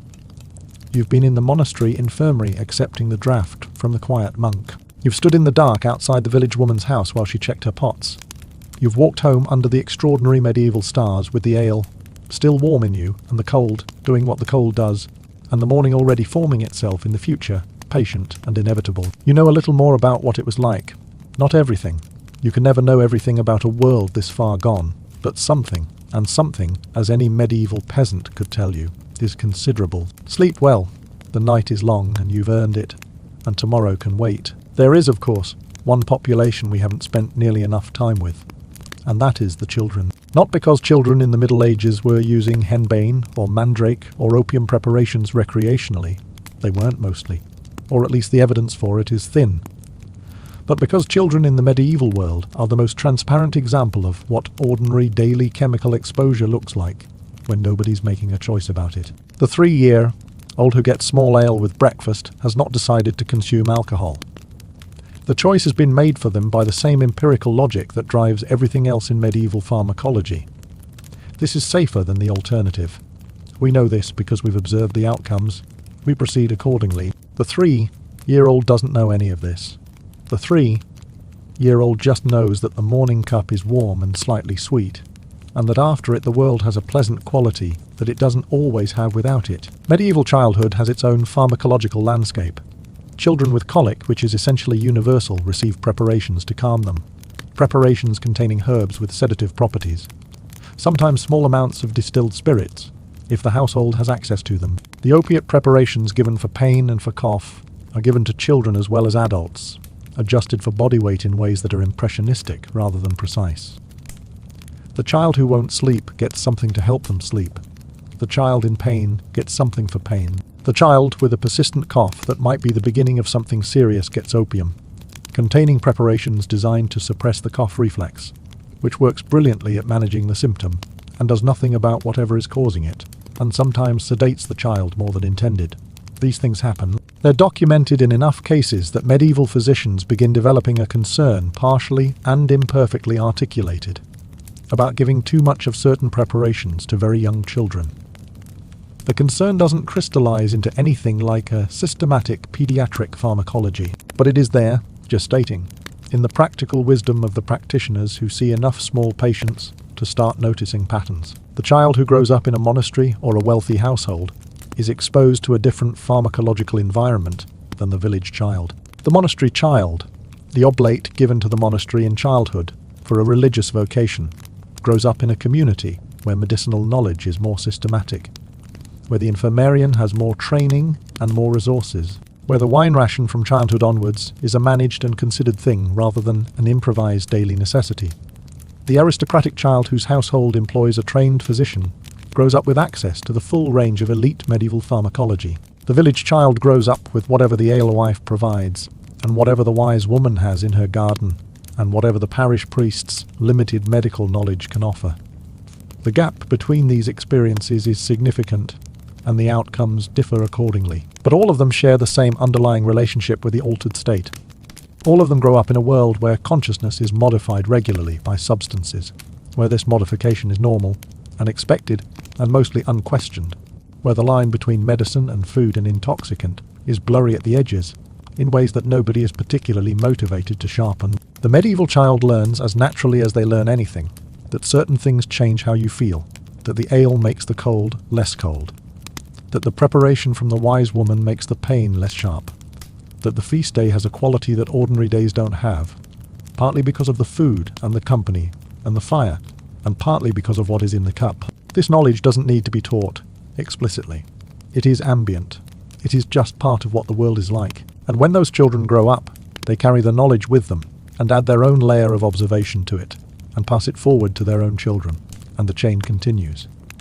The accumulated empirical pharmacology of medieval Europe is not written down in any single document. It exists in practice, in tradition, in the accumulated pattern recognition of generations of people paying attention to what happens when you take certain things. It is messy and inconsistent and varies by region and practitioner. It contains genuine understanding alongside complete misunderstanding, alongside dangerous error. It is medicine as it exists before the scientific method, human, imperfect, earnest, sometimes brilliant, sometimes fatal, always trying. The night has fully settled now. The alehouse is dark and locked. The feast day fire has burned down to coals. The monastery bell is ringing for the last prayer of the night, and the monks who rose for it are filing back to their cold dormitory in the dark, and the infirmarian is making his last round of the beds, checking the sleeping patients by feel and by the shallow sound of their breathing.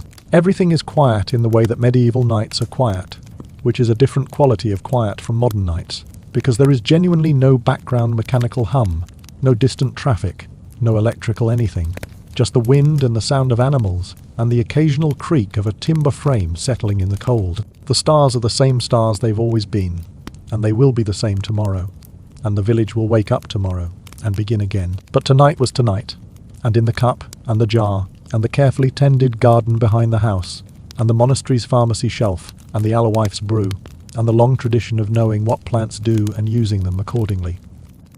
In all of that, there was relief. Imperfect, expensive, sometimes dangerous, always temporary, but real. The medieval world found its way to relief and held on to it, generation after generation, through every catastrophe the centuries delivered, because the need for it never diminished, and the human capacity for finding it, wherever it grows, never did either. This is the whole story, or as much of it as one night can hold. The rest is in the ground, in the archaeology of old gardens and abandoned pharmacy shelves, in the traces of alkaloids in clay vessels that haven't been opened in 700 years. It is recoverable, slowly, by people patient enough to look. And what they find every time is the same thing, evidence of the reach for something that softens the world enough to survive it. The reach that is as old as consciousness itself, and probably older, and certainly not going anywhere. Sleep now. You've been in the Middle Ages long enough for one night. The morning will take care of itself.